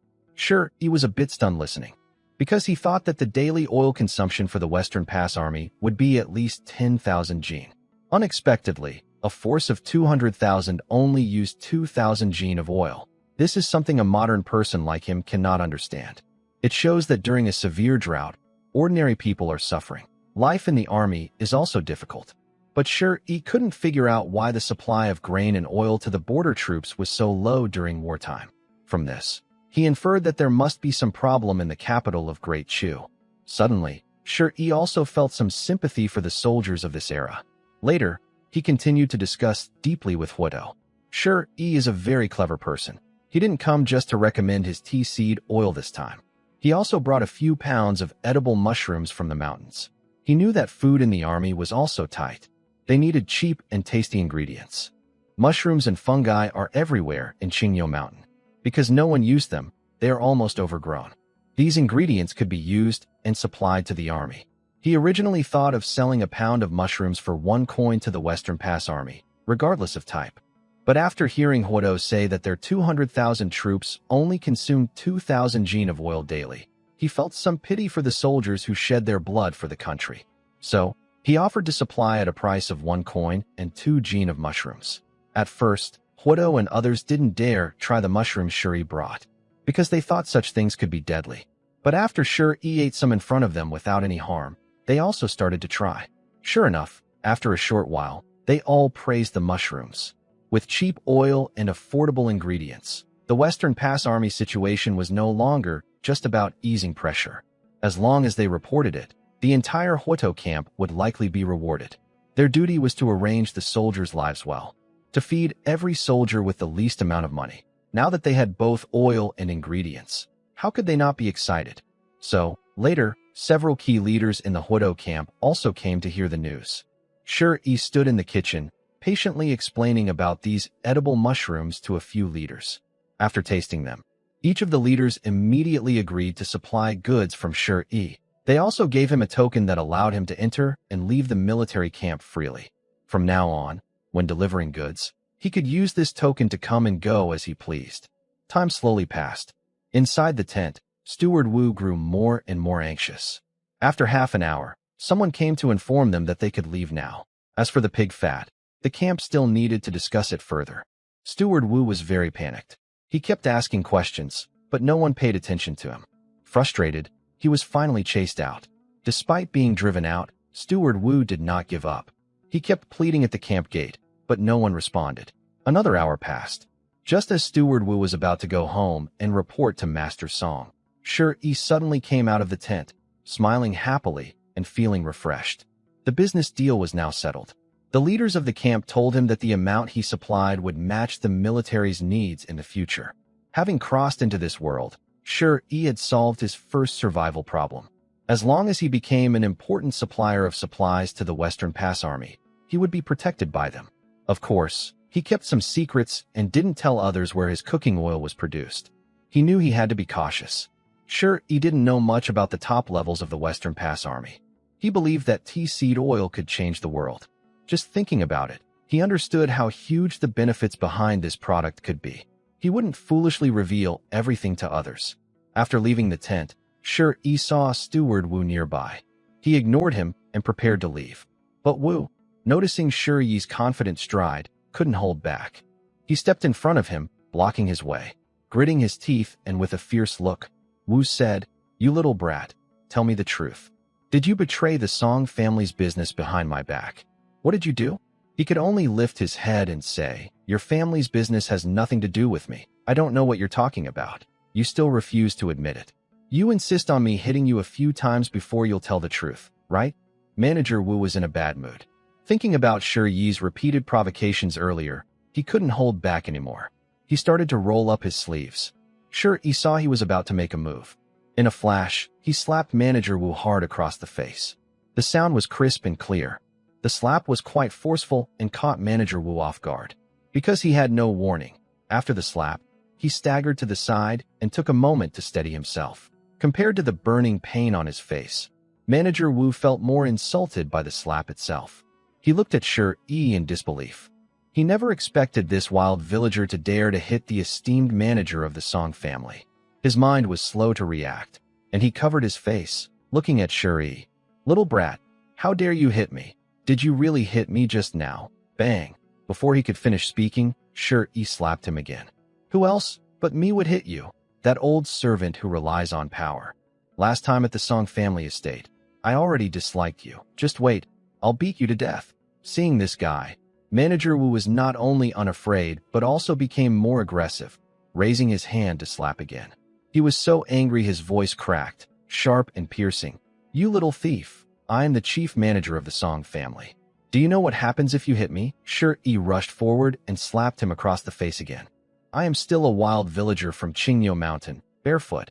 What? Afraid of you wearing shoes? This is the biggest joke in the world. It's simply unbelievable. Old servant, if you have the guts, don't run away from me." Shi chased after Manager Wu in the street, hitting him. The guards and soldiers at the kitchen door were stunned. Their jaws almost dropped to the ground. After a while, one of them pointed at the person chasing and hitting Manager Wu. "That young brother, just now, he was polite at the door, very low-key. How come now?" Another swallowed hard and said, "I don't know either." And so it went. Shi slapped Steward Wu in the street. That day, the whole town was shocked. The four big families were hated because they looked down on people's lives, and the poor in town all despised them. But their servants were even more hated because they often bullied others in the town. They were like typical vicious dogs. Many common people, upon hearing this, felt unexpectedly happy. They thought, where did this hero come from? Protecting the people from harm. At first, Shi tolerated this old servant because he was worried about affecting his third uncle. But after leaving the camp, he couldn't hold back anymore, because he had already negotiated the business in the army. His business was settled, and his third uncle would follow him to enjoy a good life. Would he still care about so many things? So he kept hitting the old servant, showing off his bold and proud style. However, third Uncle Shirkong was very upset. At this moment, he was on his way back to the village, cursing loudly. "Steward Wu, you old dog. I knew you didn't like me from the start. You want to drive me out of the Song family, but why make such a ridiculous excuse? You're saying my son hit you. My son was raised by me with great care. I don't know his personality. He's honest and straightforward. How could he do such a thing as hitting someone in the street? Old dog. From now on, Shere Kong and you are enemies for life. He was so angry that he even falsely accused Yi. That's right. After Shere Yi slapped Steward Wu many times in the street, Wu returned to the Song family with a swollen face. The first thing he did was gather some servants and throw Shere Kang's belongings out of the house. He knew Shere Kong still had people in the Song family, but since Shere Kang's nephew had beaten him so badly, how could he expect fairness? Wu was completely crazy now. On the way back, Shere Kong cursed loudly, but his heart was heavy. In these harsh times, survival pressure was greater than anything. He had lost a steady income, and he wondered what his family would do. After his older brother died, he had always considered Shere Yi as his own son. He thought that if he stayed in the Song family for a few more years, he could save some money. When Shere Yi's child is born, as the elder in the family, he can help Shere Yi. Now, he is no longer on duty. The second person in the village has once again become a troublemaker. He has been targeting Yi everywhere. What should this family do? Shere Kong feels very heavy-hearted. When he reaches the door of his home, it is already late. He suddenly takes a deep breath and thinks, maybe I should learn from Huma Zi too, gather a group of people and become outlaws. That might be the only way. He also worries about how to explain to his wife and children that he was driven out by the Song family. After making his decision, he returns home. But after calling at the door for a while, he sees no one. Where did they go? At this time, Gui Fong and the children should be resting at home. Or did something happen? He feels nervous. Because Huma Zi's people were killed, Huma Zi went crazy. He knows about Huma Zi's search in the mountains. He fears something might go wrong. He quickly runs to Shere Yi's house. As soon as he arrives, he sees Wang Zhijiao carrying a basket, about to leave. He quickly speaks, Zhijiao, Yi and the others. Third uncle, they are all safe in the mountains. Wang Zhijiao interrupts directly. In the mountains? Hunting, Shere Kong is confused. Wang Zhijiao shakes her head. Come with me. They are very busy. After saying that, she turns and walks toward the mountain trail. Shere Kong is even more confused and doesn't understand. He follows behind. Wang Zhijiao has a cold personality, so she speaks very little. Shere Kong keeps talking, like a typical elder in the family, planning the future for Shere Yi and Wang Zhijiao. He says, after your child is born, I will take care of your aunt. He also says, once we save some money, we will hold a wedding for you. Although Yi bought you back, since you entered our family, you are part of the Shere family. As long as we have food, you will have food. Others have things you can't be without, and what others don't have, our family will try to give you. Wang Zhijiao has not spoken all this time, but inside she feels warm. Suddenly, she remembers her own family members. Aren't the elders around her all like this? Sometimes, I talk a lot and go on, which can be quite annoying. But when you think about it carefully, you feel a strange warmth inside. It's just that everyone has left. The forest is quiet, and the night is deep and still. Shere Kong didn't notice that Wang Zhijiao, who had not spoken all along, was there. On her cold and beautiful face, tears flowed down. They fell like clear, sparkling beads. After about 2 or 3 incense sticks worth of time, Wang Zhijiao took Shere Kong to a cave. Shere Kong heard sounds inside. He was very confused and asked, Zhijiao, are they all inside this cave? Yes, uncle, they are all here. Wang Zhijiao quickly adjusted her emotions, showing no sign of her feelings. Shere Kong was focused on his wife and children, so he eagerly went into the cave. Just as he stepped inside, Xiao Duya's braid-wearing daughter, Qianqian, ran out quickly. Dad, you're back. Hug. Shere Kong picked up his daughter, but his mind was not on her. He looked around the cave in confusion. He couldn't process what he saw for a moment. Dozens of people, shirtless, moving back and forth working. Some men were shaking a piece of wood. They were hitting a tea seed cake wrapped in straw with a loud bang. Over there, a big fire was burning. They were steaming tea seeds on top. On another side, people were wrapping tea seeds in straw. Everything was busy and lively. Oil. That's oil. How can they get oil from tea seeds? When Shere Kong saw the oil dripping from the other side, he immediately put down his daughter. He ran over excitedly. He pointed at the oil and tasted it with his finger. He was very shocked. Is this edible oil? Shere Kong couldn't believe it. In these times, grain and oil were very valuable, even more than gold or silver. Shere Khan was a servant in a big household, working as a guard. The main business of the Song family was edible oil. He knew deeply what it would mean if they could make edible oil. Most importantly, this oil was pressed from tea seeds, which were everywhere in the mountains. This oil could be produced repeatedly and in large quantities. Shuri came over and smiled, saying, "Yes, uncle, come here. Let me explain it to you carefully, okay? You tell me everything clearly. You kid, how did you manage to cause such a big problem without saying a word?" After speaking, he quickly pulled Shuri aside. Soon, the uncle and nephew were both at the side. 1 instant stick's worth of time passed. 2 instant sticks worth of time passed. As time went on, Shere Kang's expression became more exaggerated. Sometimes he opened his mouth wide. Sometimes he looked shocked. Sometimes he couldn't help but put his hand on Shere Yi's forehead. He was checking if his nephew had a fever. This was really surprising. In the past few days, his nephew had given him many strange and surprising feelings. He had never seen anyone change so much in one night. Did he suddenly become enlightened? He wondered how his nephew came up with the method of pressing the tea seed oil. So he kept asking himself this question. Shere Yi, on the other hand, thought he had a dream. In the dream, a fairy told him something. It was unlikely that the fairy told him, "I come from a highly advanced society in another civilization." If he said that, Shere Khan would probably quickly think he was possessed or cursed and call the old gods to perform a ritual. He wanted to see if he was bewitched. But no matter what, seeing is believing. After suppressing his shock inside, Shere Kang's nose twitched, and as a grown man, tears suddenly came to his eyes. Seeing this, Shere Yi quickly said, "Third uncle, what are you doing? We were talking nicely. Why are you suddenly crying?" Shere Kang wiped his tears and said, "You don't understand. I feel hope for this family. Do you know what your father worried about the most when he passed away? He was afraid that your honest and simple nature would make it hard for you to survive. But now, you found your way." Shere Yi listened and fell silent again. Then Shere Kang opened his heart and told him everything he had thought about on the way back. He originally planned to bring his nephew's wife and a few others from the village to band together and become bandits. But now, he didn't need to do that. However, he quickly became nervous again and said, "The grain, oil, cloth, and other supplies in Shirwan town are all controlled by the 4 big families. Any outsider wanting to run such a business in Shirwan town will be attacked and robbed midway. We've extracted the oil. Where should we sell it?" Hearing this, Shere Yi smiled mysteriously.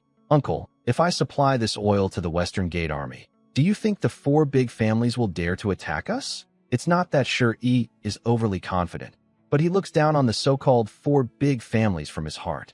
To put it bluntly, in my world, I grew up under the red flag, feeling the glow of the proletariat. I'm not afraid of a few country folks from a small town in your world. You are like mountains that the common people in this town can't cross. But in my heart, you're nothing. It's not arrogance. Reborn, he doesn't belong to this world. He comes with the eyes of God. I can be polite to people in your world, but that doesn't mean I see you the same way. A few country bumpkins. Shere Yi definitely doesn't take them seriously. Military. Have you contacted the military? Shere Khan was once again surprised.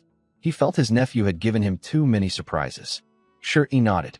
Shere Khan kept asking questions eagerly, until finally, the man in the cave burst into a wild smile. "Ha! Old Wu, you kicked me out of the Song family, but little did you know, I found a way back home. My nephew's actions now will eventually replace you, the Song family, old dog. I will see with my own eyes how you bow and scrape before me." While saying this, Shere Yi sensed his third uncle's frustration nearby. Although their levels of civilization are different, the essence is the same. Middle-aged people's survival pressure is greater than the sky. The village doesn't allow him to survive, so he can only serve the wealthy landowners. Butler Wu is like the management in his world, exploiting and humiliating your dignity in every way. For the sake of his wife and children behind him, those who should have had great ambitions are worn down and have no temper left. Enduring and accepting, finally seeing hope for a turnaround. How could this man suppress his emotions? Shuri was about to say something, but Shere Kang suddenly shouted, Do you know? That dog servant went to great lengths to drive me out of the Song family. He even fabricated the fact that you hit him. You say someone as clever as me would easily believe that my nephew hit him. Although I don't know who made his face swell, I firmly believe my nephew is kind and compassionate. He would never do something like hitting someone in the street. This really makes me angry. If you want to drive me out, just say so. Why are you trying to slander my nephew? Coughs after hearing this. Shuri swallowed his words and said nothing. Feeling a bit awkward, he said, "Third uncle, let's not get involved in this matter. Just believe one thing. No one in our family will go hungry. Not only will no one go hungry, but I will also make sure more people don't starve. Yes, from now on, our lives depend on the master." While Shuri was speaking honestly, an old man nearby couldn't help but get excited. His words ignited everyone's emotions in the scene. Suddenly, everyone working inside became very excited. Under this wave of enthusiasm, Shuri felt a strong urge to give inspiring words, like chicken soup. He stood on a special stone he used to share his wisdom. Then he gave another passionate speech. People in this world are very simple. They can't resist the chicken soup and big pancake that Shuri brought from his world. So everyone cheered loudly, inspired by him. It was as if they had raised a big banner. The so-called noble kings and generals, who think they are superior, were trampled and humiliated by them. But just as they cheered loudly, outside the cave, Wang Hongtao rushed in looking scared. "Tiger, tiger! Brother E, we've disturbed the tiger.